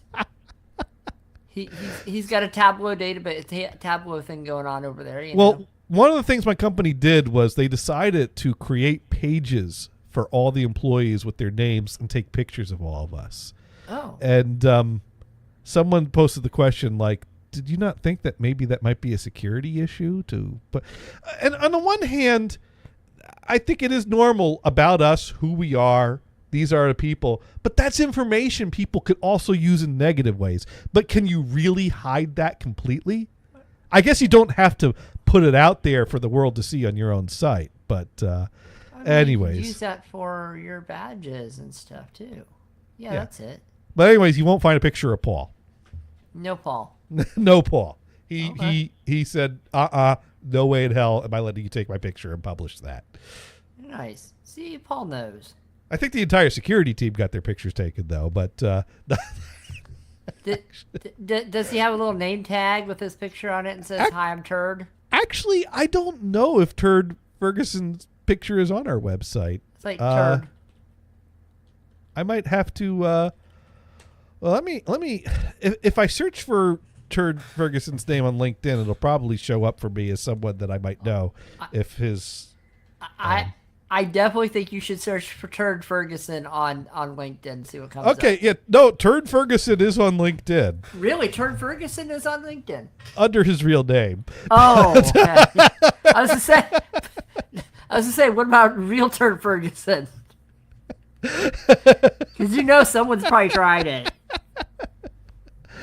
So now I need to see if he's on our website.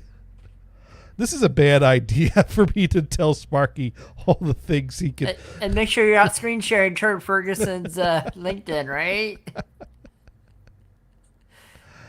Yeah, but let's see. I'm gonna search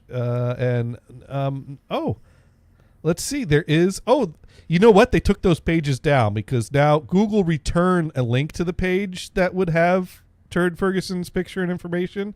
And now when I go there, it says the page that you are looking for is not here. So I think someone basically said, hey, take down all of our pictures from our website. Probably the new security guy. Yeah, probably. Probably Turd Ferguson. Maybe. Maybe. They got a memo from Turd and said... They got a memo from take that website down. Thank you, Turd Ferguson.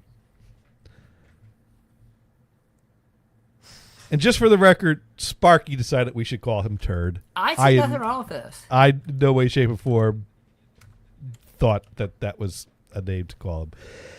Anyways, so...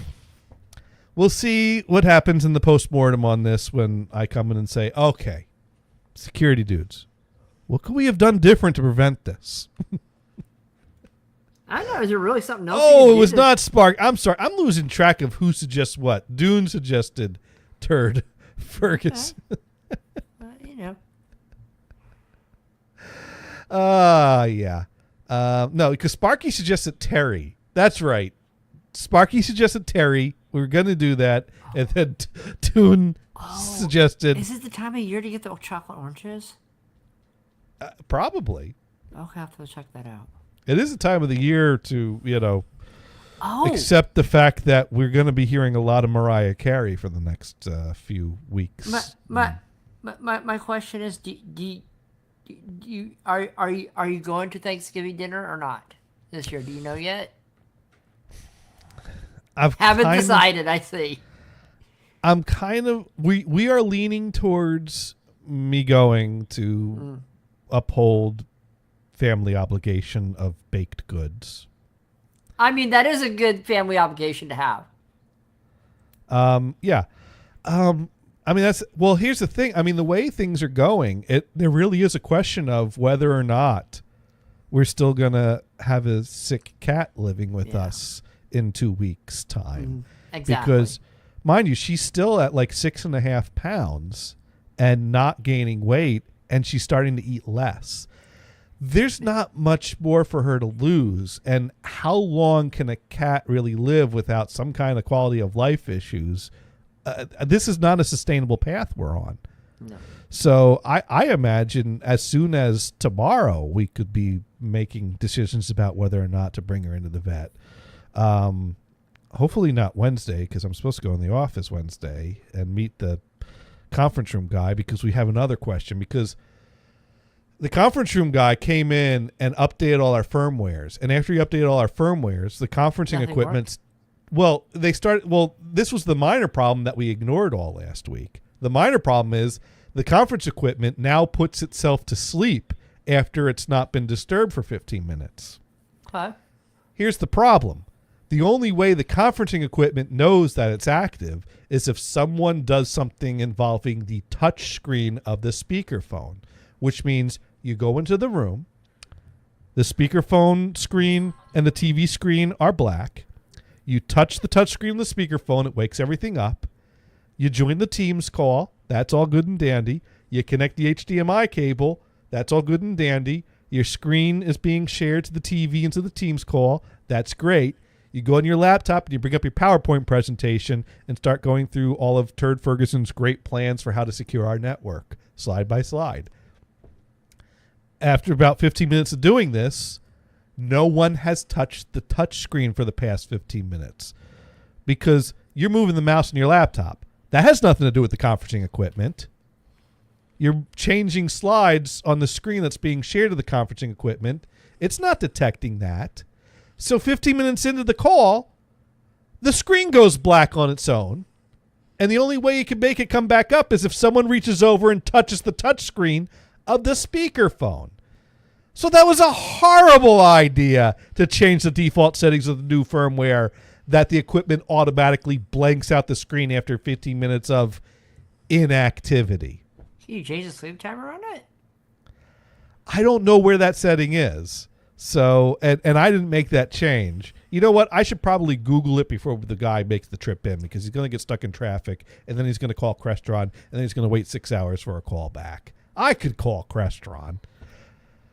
It's just that sometimes I get in a mode where it's like, it's your responsibility to fix this. You're coming in next week to fix this. And then I think about it, and I'm like, no, it would be quicker for me to figure out how to fix it than to task him with it. Yeah. So we'll see what I come up with tomorrow, and then I'll go in Wednesday and fix it. I mean, you said there's a computer hooked to it in the back of the TV, right? Well, it's a Crestron piece of equipment that runs Windows. It's not you can't use it as a desktop. Oh. Well, maybe you could, but I thought you said you had to hook a keyboard to the back of it last week. It does have USB ports, so you can hook a keyboard up to it. Maybe it's just the power management in Windows that's doing it. I could check that out. OX64 writes in, oh God, not Crestron. Well, Yay! anyone that heard this story now knows, oh God, not Crestron. We love Crestron. No, now, Sparky wants to know if I'm making pumpkin pies. I have pumpkins. The little cheesecake tart things. I always bring to Thanksgiving a cheesecake and the pecan pie.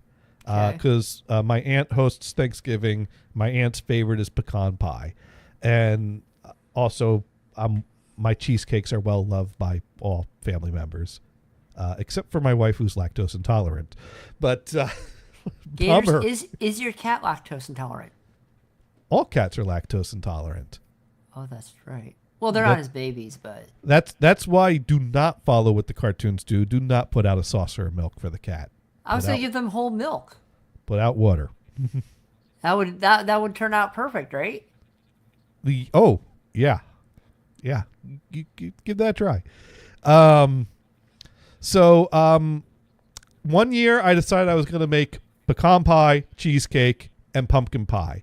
And the reason is because I saw that the grocery store was carrying sugar pumpkins. And I'm like, how cool would that be to be all badass and bring a pumpkin pie made from pumpkins rather than from can? And so I bought the pumpkins, and I told my aunt, I'm bringing pecan pie, cheesecake, and pumpkin pie. And she wrote back and said, oh, don't worry about the pumpkin pie. I bought one. And so I sent her a picture of the pumpkins on my counter and said, but what am I going to do with the pumpkins? And she's like, oh, no, you actually bought pumpkins. But I guess there's a place nearby her that makes a really good pumpkin pie, and my other aunt really likes that pumpkin pie, so my aunt always buys that pumpkin pie for the other aunt, although the other aunt's not going to be there this year, and I don't know what that's about, and I'm not touching that with a 20, 40, 50, 1,000-foot pole. But that's a sore subject you stay out of, right? I don't know. It could be nothing. It could be something. Oh well, if it's something, there's gonna be some talk around the family, so maybe you want to go. There may have been a little bit of There might be some drama. You don't know. I've gotten a hint that there might be drama, and then when the group text chat came out, and my aunt invites us all over for Thanksgiving, and she immediately replies, "No thanks, I'm good." Like, that's a weird immediate response for a Thanksgiving invite. Do you say that to a family text? Well, then is that a kosher thing to say to a family text? I mean, I could say that. No thanks, I'm good. I would probably get deep crap if I put something in there like that. Number one, I wouldn't do that because free food. I mean, come on. But just saying. Yeah. Is that a normal response? And mind you, this aunt's closer to the house it's being hosted at than the person hosting it, because it's the vacation house that she's driving to host there. So. Wow. But I'm not with the 1,000-foot pole. I'm touching that. You'll probably hear about it during Thanksgiving then. I'll have to ask my sister at some point, like, what's going on there? What have you heard? I've said way too much. It's okay, family dramas. We all know how it is. We all know how the family drama goes. I got that too. So, anyways, I stopped doing pumpkin pie for things. So that year, what I ended up doing was I still made the pumpkin puree from the pumpkins, and instead of using it to make a pie, I made pumpkin bread. And I brought pumpkin bread, and it went over well. So I did that again last year. So I don't know what I'm doing this year. We haven't talked desserts yet. Well, here's the other weird thing. I have another aunt on the other side of the family that has a birthday in December, and so I on Thanksgiving I spend with my mom's side of the family, and I have another aunt on my dad's side of the family that's got a birthday in December. So we got the invite for Thanksgiving, and I said, "Oh yes, me and Kristen and I will be there," because proper English. My brother always says me and Kristen, and then I say Kristen and I, because and you're the one they want to punch in the face. Well, this aunt is an English teacher, so I see. That should not sway your way, you know. Just sit there and go, okay. See, because you don't want to correct them. Let the aunt No. them. I'm not correcting them because we're both bringing Kristen. So he says Kristen to me, that's me and right. Kristen. You just have one with an I and one with an E. Right? Yeah. He's got the I got the E, and One of them spells it correctly and one doesn't. Yeah, I guess that's one way you can put it. So he always says, me and Kristen will be there, and then I write, and Kristen and I will be there. And I think it's kind of funny to usually have those two back to back, one incorrect, one correct, in spelling and grammar. But anyways. So I did that, and then all this cat stuff starts happening. And then it's like, oh, my God, are we going to go? Are we not going to go? And I haven't said anything on that chat yet because for all I know, this cat thing will have run its course before Thanksgiving, and it won't be something that impacts our ability to travel. So I haven't said anything yet. But then I got an invite from the other side of the family to my aunt's birthday party in December. So how are you supposed to do that? That's like, I'm not going to this one, but I'm going to this one. Because I also don't know if this is going to be still happening in December or not. Yeah, Although, exactly. So, and she needed a head count. So then I had to say on that group chat, I don't think I'm going to be able to make it. We're taking care of a sick cat. It's like, oh, I hope she gets better. And it's like, this ain't that kind of sick cat. You know, she's comfortable, and we're not expecting a recovery. And then so now my siblings have seen through the chats that I've said I'm going to Thanksgiving later this month, and that over on this chat I've said I'm not going to be able to go to the birthday celebration because I'm stuck taking care of a cat. And so now my siblings are all wondering, how is he going to Thanksgiving, when it's really, well, I said yes to that before this happened, and I'm just waiting to see if my cat dies. Which is that awkward thing. So now I got that whole limbo thing because I didn't really want to say anything yet because I didn't want I didn't want to put an unbalanced equation out to the world, and now I've got an unbalanced equation out in the world. I mean, what you could do in your other family chat for Thanksgiving, say, you know, I'm tentative to be there, but I have a very sick cat and I may not be able to show up. But tentatively, I plan on coming. Right. That's the thing. Well, I didn't want to say tentative until, you know, part of me is like, look, this is still how many weeks away? Thanksgiving's 2.5 weeks away. Yeah, 29th. So I figured next week is when I'd have a better idea what's going on. And what Chris and I have talked about is that she could stay home. I could go to Thanksgiving, which would be a bummer either way for both of us to miss Thanksgiving or for us to split up for Thanksgiving. So, Sparky writes in A equals C, unbalanced equation. Right, you know. It's unbalanced that I've said I can do this, but I've said I can't do this because of circumstance that still exists over here. So that's the, you know, I'm waiting for my siblings to start saying in the other chat, hey, Jonathan, are you actually still coming to Thanksgiving, or is the cat thing happening? Oh, I hope they keep the chat separate at least. Yeah, because I haven't said anything on that chat yet. So as far as those ants know, there's no problem, except that one of the ants is not going. But I don't know anything about that. Not yet. Anyways, Not yet. not yet. Hey, she won't be there. There'll probably be a lot of talking. Like I said, there's gonna be family drama talk, and that's how that goes. That tends to be the side that has the drama. Wait, did I say that out loud? Oh. Well, it's okay. Just everybody have a shot of aquavit, and you'll be fine. Oh, You'll talk. yes. You know what? I'm gonna have to leave a shot behind for Kristen and maybe Yeah. get her on get her on video chat. Hey, you can get her on Teams. Yeah, we'll get her on. We'll set up some Crestron equipment in the dining room. Get her on a Teams call. There you go. Shoot skull.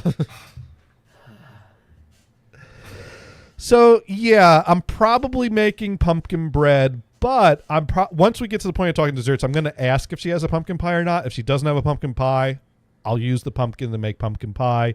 If she does, I'll make pumpkin bread. That's how that'll go. Or and you of make course, both and leave one behind. yeah. Yeah. Well, I don't know if I have enough pumpkin for both, although they are big pumpkins this year, so I Oh. might have enough for both. And then I could leave a pumpkin pie for Kristen to eat all by herself for You know? Thanksgiving dinner. You know what? I'm just saying, nothing wrong with applying yourself. She's not a big fan of turkey anyways. Okay. Good. So, yeah, we've kind of some Kobe beef ribs. we've from the kind Korean of barbecue. penciled in that if Hestia is still with us come Thanksgiving, Yeah, I'm gonna go by myself.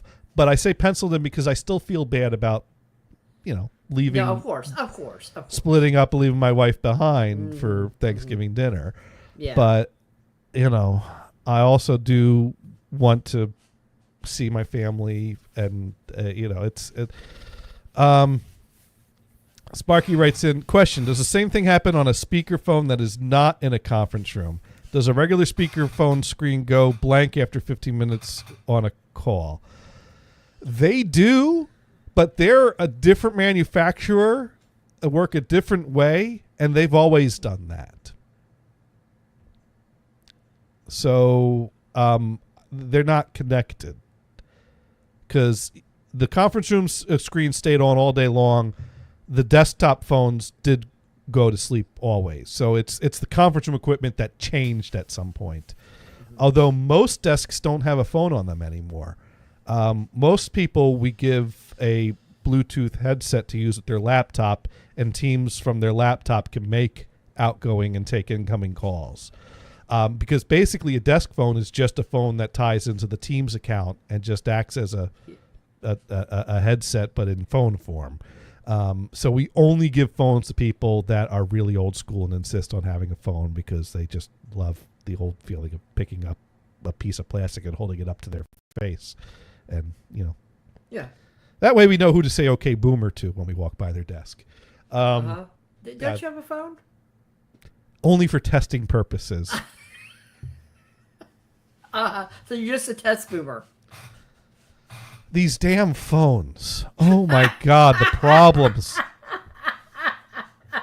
There's like 3 people that want them, and they wouldn't work right for them. And every time I try to test something different, I'd have to intrude into their office because the only 3 people I want to use them are senior management members so at some point I'll screw, and the phone has to be on a different network segment that we configure, switch on the port to use a different VLAN.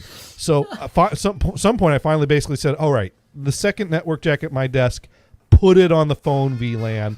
Let me, fuck around with the phone here. And once we find out, I'll put it back on their desk. And so that was, I don't think that's how fuck around and find out works. I think I've used it wrong. No. So,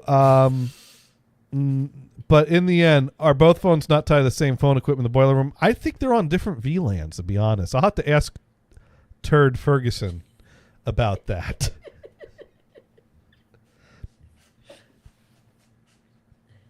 Fuck around and fix out. That's what I was doing. I was, if you need to fix a level 7 problem, you gotta fuck around at a level 7. Good old Turd. Good old Turd. We like Turd Ferguson. He's good people. He sounds like he's full of it. He's a good guy. He's good people. You keep saying that because he fixes the security crap. Yes. Well, he's the guy that kept running the reports and sending them to me saying, I need to fix all these vulnerabilities. And then when I ask him how to do that, he'd say, I don't know. I just run the reports.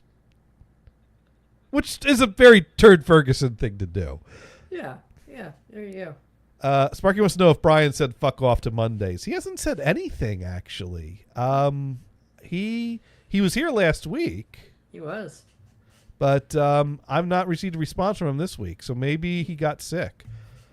He got sick or his eyes are so cloudy. Oh, he did reply. It didn't alert me. He said, rats, I have a Home Depot emergency. So I got to run. Oh. A Home Depot emergency. Wow, he's going to Home Depot instead of us? I feel used. You know what? Are we better than a 2x4? Hey, if one of us is going to have a Home Depot emergency, better him than me. Well, maybe he's buying the little blue boxes to do stuff on the side of on the house. Oh, he's going to electrocute himself. Hey. I don't think he could change an extension cord, but Didn't he do a ceiling fan? He did a ceiling fan by hooking the ground up to the neutral, or hooking the neutral up to the ground. It's okay. The ground is very. That's right. He hooked the neutral up. He had a light switch box that didn't have a neutral in. It didn't have a neutral in it. Connect the white to the green gators. He connected the white to the green. He would have had a bad time if he hooked white to green. Well, he used the ground as a neutral, which you can do. Yeah. But you're not supposed to. And the other thing is that the switch was bigger than the box that was in the wall, so it was hanging out of the box with the neutral hooked to ground. So then the other problem is that he has it hooked up so that the fan and the light are on the same switch. So if you use a dimmer switch, it would make the light bright and dimmer at the same time as making the fan faster and slower. So I was like, dude, you just gotta run the wires properly. What you should have done is hooked up the light, the ceiling fan and the light to the normal thing on the wall, the same way as before, right? And they got one of those wireless things you just stick it on the wall.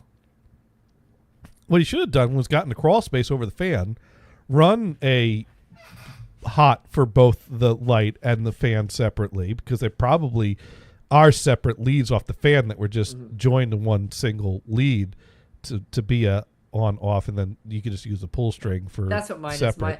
Yeah, that's what mine is. Mine's an all. You turn on the switch, everything turns on. Right. You control the fan or the with light with the pull string. With the pull string, yeah. Right. But there's probably separate leads if you go into the above to the box above. Yeah, I don't want to deal with that. I just want to turn it on.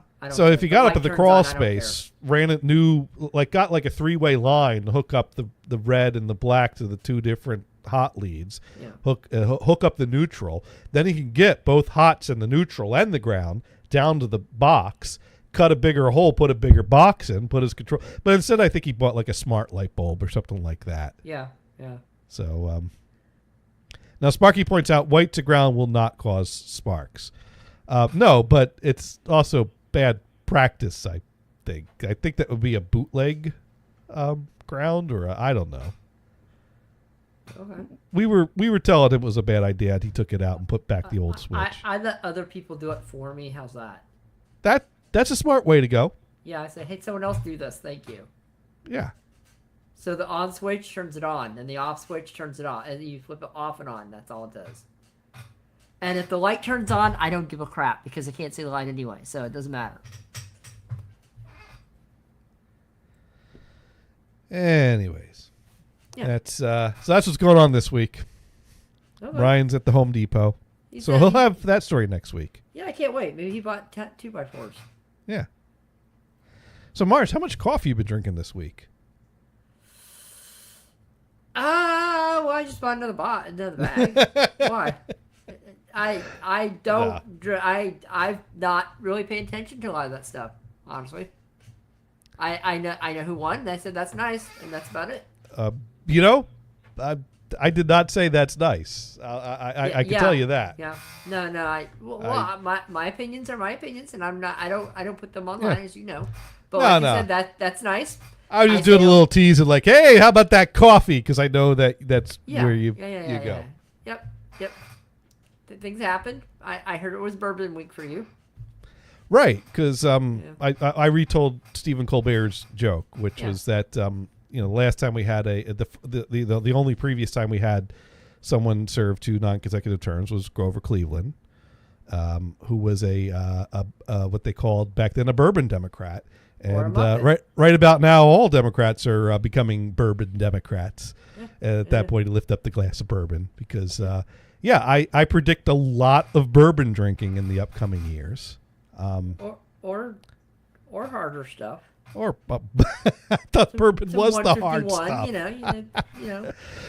Just gonna chug a bottle of Everclear until I can't think anymore. That'll clean your system right out, right there. Yeah. Yep. Enjoy. Aquavit, nah. No flammable material near you, please. No, we need the the Bacardi 151. It's like a 6-pack in a shot glass right there. That's some. There we go. You get the winter blend. I've done shots of that before. That was a fun night. The winter pack of 151. One. I remember one time we did the shots of 151, went roaming around back in the woods, and Pete got confused because we came to a puddle which was reflecting the leaves up above us, and he looked at it and he was confused. He wasn't quite sure what was happening with the ground there. So he walked into it to see what would happen, and he got wet. And he goes, "Oh, I just didn't understand what I was looking at." He didn't get that it was a reflection. It was. Was that 151 laced with anything, or I mean? Well, we might have passed a little something around the bathroom that night too, but they all kind of blur together at this point. I'm not sure if we did or not. Yeah. I don't drink, so I don't ever have that problem. If there's a puddle, I just walk through it. Oh, that reminds me. I actually found, talking about hanging out with those guys, Pete and Josh and Jim and Daryl, I actually have a little sketch that Josh drew one of those nights of all of us hanging out in the porch. I got to see if I can find that anymore. It's on my my Angel Fire website. There we go. Angel Fire, is that thing still around? Well, what was the one that shut down that used to be Tripod? GeoCities. I had a GeoCities account. I moved my GeoCities website over to Angel Fire when GeoCities shut down, and it's still there. Good. So, anyways, I lost all my GeoCities sites. Yeah. Here we go. I found the tab I'm looking for. Here we go. So this here is a little drawing that Josh Kagi did of us hanging out on Pete's porch. Over here in the bottom left corner, that's Pete's neighbor Mike. Drink a little beer there. We were doing shots of tequila that night. We had the citronella candle on the table there. So there's all the little shot glasses because we're all drinking beer, but every now and then we'd stop and do a shot of tequila. And that was the night that Pete ate the worm. Over in the other corner up here, that's Pete's son, little Anthony there. This dude with the very apish looking face, that's supposed to be me. And then next to me is Pete's wife, Michelle. And then that's Pete with the Jay Leno chin. And that was Joe. And this looks... Here's the thing. We joked that, that's Brian passed out on the floor. But I think what Josh was going for here was Brian was standing around this area. So I think he's trying to draw him standing up here, but the perspective makes it look like he's passed out on the floor. Either or, I'm sure they both work. So Joe and Brian were I don't know how Pete knew Joe and Brian. I think he was friends with one of them, and then I think Pete knew Brian and Brian knew Joe, and that's how Joe ended up coming out, hanging out with us. And then this is supposed to be Josh sitting over here actually drawing the drawing. But he didn't actually draw it there. As he put it, he just kind of took a picture of the moment in his mind, and then he went home and he sketched it out. Nice. So I don't know if, but anyways, that was, and we all thought we're so impressed with it that we made photocopies of it, and we each got one. And I scanned mine in and put it on my GeoCities website. And I have no idea where the original page ended up. I kind of wish I still had it so I could frame it and hang it in my Well, bathroom. can you go on the Internet Archive side, the Internet Archive, and look at GeoCities? Well, no, it's up here in the Angel file. I could print it out. I just don't Yeah. have the original copy that I scanned in. Oh, the from original, this. the one. Okay. Yeah. Maybe I By should the way, print. that thing's back up again, thank goodness. Oh. Yeah. They're doing Yes. everything's back. Yes, and for a while it was up, but you couldn't sign in to change your No. password. But I finally got signed in and changed my password.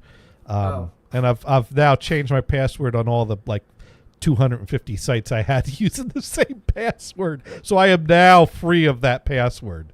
But yeah, so that's I guess we could take that off the screen now. So that was Nice.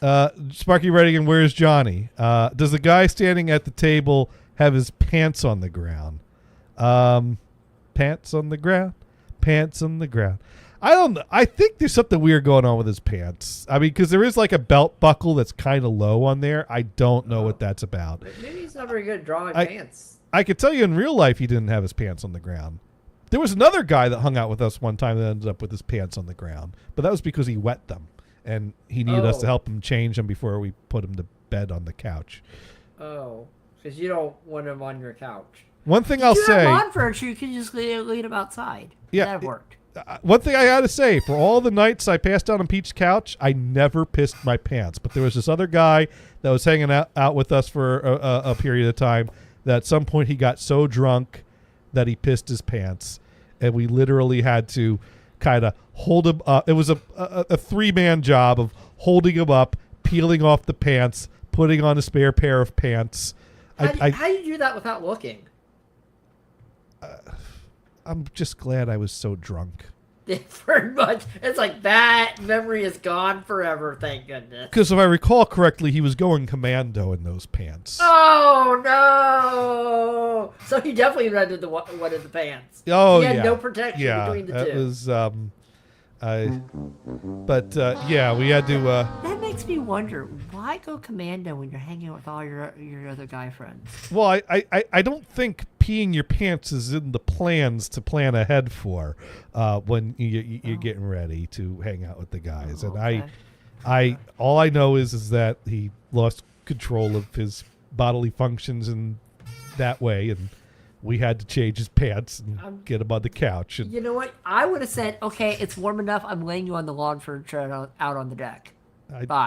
I don't remember what time of the year it was. Well, you still could have done that. We could have. We could have stashed him in a closet somewhere, actually. That would have been fine. That would have been fine. But, it's... oh, that was good times. Good times.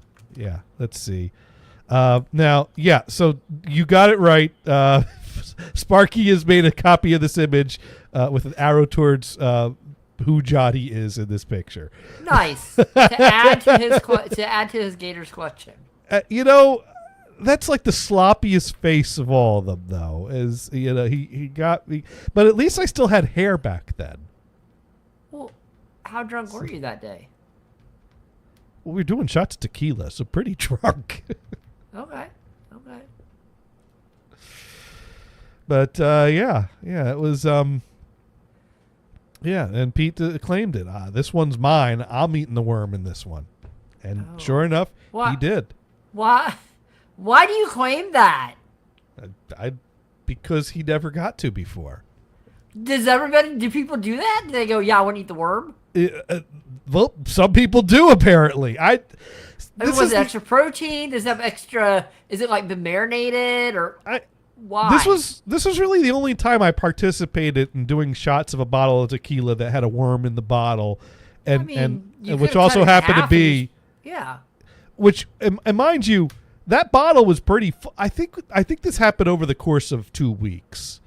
So we must have did at least 3 shots that night before it got to the point that we because it's not till you get to the end of the bottle that the worm falls out. And I think it's supposed to be whoever glass you're pouring, when you get to the end and the worm falls out, that's the one that gets it. But Pete claimed the worm, and so he made sure that he poured that in his glass when we got down towards the bottom.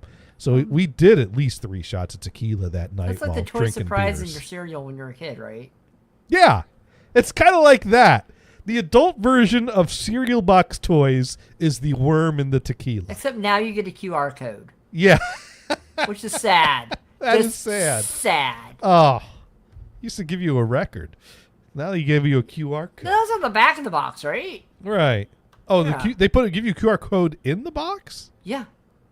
You What have do to you go get in the with box that? and you have that stupid paper with your coupon and a QR code. That's bullshit. It's BS, man. What's with that? You don't get the color changing spoons or any of the rings or anything cool anymore. I mean, the great thing about cereal box toys was that everyone got them, and not everyone wanted them. Nobody means- wanted them, honestly. Did anybody really want them? Which means that, come Easter, I go to my grandparents' house, and my grandparents have all the cereal box toys that they had gotten in the past number of months. My great-grandparents bring the cereal box toys that they got over the past months. And it was, like Christmas on Easter. Not only did we get the Easter candy, but we got all the cereal box toys that our grandparents did you want. guys smell the packaging to see which cereal it was from? Well, I think I seem to recall cornflakes having baseball cards, so they said like Oh yeah, Kellogg's they did. They had cornflakes those on little them. bitty ones. Yeah. Yeah, the ones that changed. They were like the Yeah, the lenticulars. yeah, the Yeah, lenticular. I remember those. My dad ate a baseball lot of cards. Wheaties. Yeah, yeah.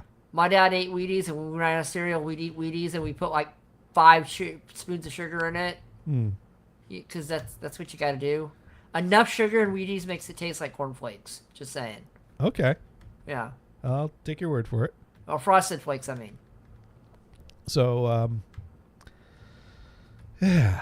Hello? So we drank a lot of tequila on that porch. Yeah. Okay. Damn. Okay. I don't know why people drink tequila, but I 1 guess they're tequila, drunk. 2 tequila, 3 tequila, floor. That's why. Yeah, that is probably right.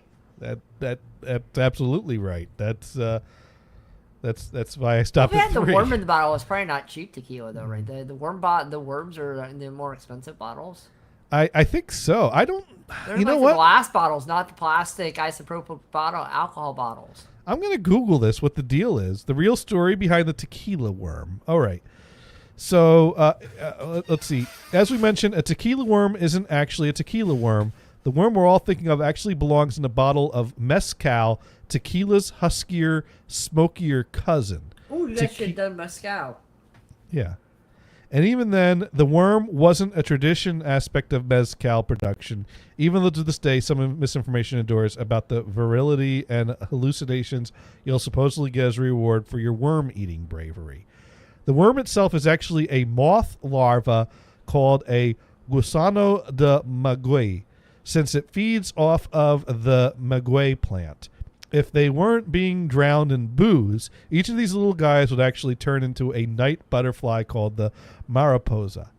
And believe it or not, gusano de maguey are eaten without tequila or any double dog daring on the regular in Mexico. That's disturbing. I thought they were eating the dogs. No, wait, that's a whole different Oh. thing. In theory, if we're digging all this virility, purity, worm infusion stuff, Gusano Rojo is a better worm to have in your bottle since it feeds on the heart of the maguey, the part that's roasted and diluted into mezcal. Okay. Anyways, this is an article all about the history of it. The point is that now I thought it actually was a tequila bottle. In the drawing, Josh wrote tequila on the bottle, but that's the nomenclature. The tequila worm is in the bottle. Yeah. Remember they used to have the tequila suckers with the worms in them. But I don't think all tequila bottles have a worm in them. But then again, I haven't bought tequila, and I don't think I've ever bought tequila. I've only had it at other people's places. Go to the grocery store. Go to the local Safeway and look at the bottles. Do you not have that in the in We got to go to a liquor store to look at that. Oh, you can't just go to Safeway for that anymore? No. Because yeah, I had a friend that came from Canada and said, "What the hell? Why do you guys have like 151 at your Safeway or the Walgreens?" And I'm like, "Oh, that's 100%." Well, do you have to? Because he's used to like the store that he has to go to get him. He goes, well, "But they're just there." I'm like, "Yeah." I do miss that about California. It was nice to be able to just pick up your beer for the week while doing your grocery shopping. Yeah, I guess a lot of places don't have that. I don't know. Yeah. Oh well. But anyways, I think that kind of brings us to the top of the hour here. Oh. And so yeah, on that note, I think we got to start looking for someone to raid. Is what we got to do. So now Sparky writes in, "Thanks, Mars, for being back up when Brian has emergencies." I'm so glad I could be backup. No, anytime. You're not backup. You're up. You're a part of this thing. Well, I'll be happy to be backup. This show sucked the years we had to do it without you. No. You gained a lot of people in those days. Come on. Well, to be fair, the show has sucked every year I've done it, but but especially those years, you were definitely missed those years. So it is so great to have you back here as a regular part of this wonderful show here that we call Insert title here. And we do try to be educational here. Sparky going, okay, maybe I said that wrong. We know what you meant. It's all good. We know what you mean, Sparky. But what did you learn here this week, Mars? I learned that Dune has black velvet at his door. And I learned we got to come up with some more cat names. And I also learned that the worm in the tequila might turn into a butterfly in your stomach in the middle of the night. There you go. I think that's what that means, right? That's because exactly what that means. It's a night butterfly, they said? Yes. And Sparky learned that Johnny needs to order Korean barbecue on Tuesday or Wednesday. That is a good with dessert. That is. So on that note, let's see who's live right now. Thug Shells is live. Tired Actor is live again. We watched her a few weeks ago, but she's playing The Walking Dead. I don't know. We don't usually raid video gaming. Games, yeah. But I do like Tired Shells Actor. would be a great, what a Dune's ragtag cats could be Thug Shells. I don't think we're going to raid Tired Actor again, but I just want to check what shorts she's been posting lately. She does, if you haven't followed her on YouTube or TikTok, you should, because she does these funny little, I think they're kind of acting exercises that she does. Because she's trying to look out behind.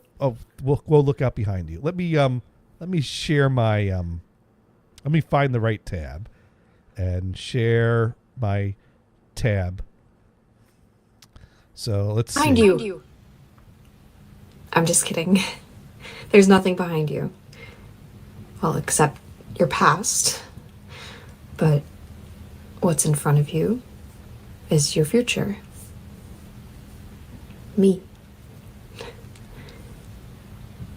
Empty your pockets. This is a robbery. Well, whoa, look out behind you. That escalated fast. I am just such a hopeless romantic. Wait, I said that wrong. I meant to say I am hopeless.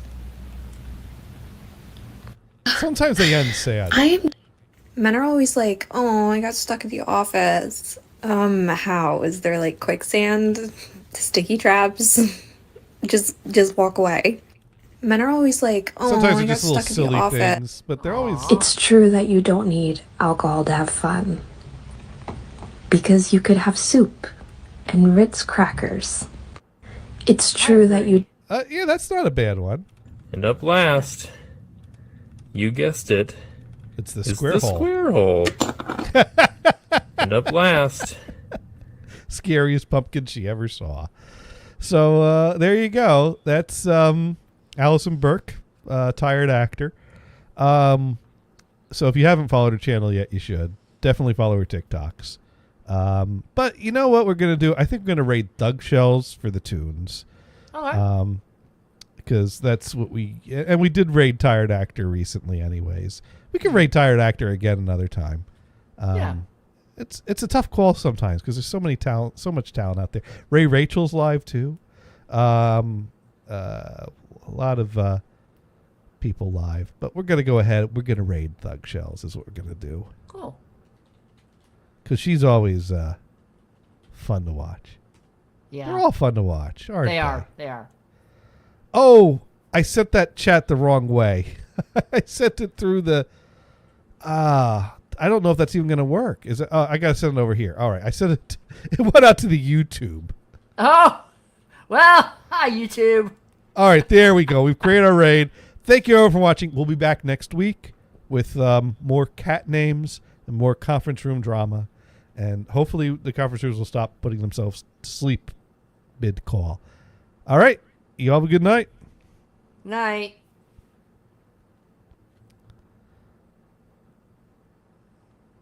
Like I'm food respect. All right.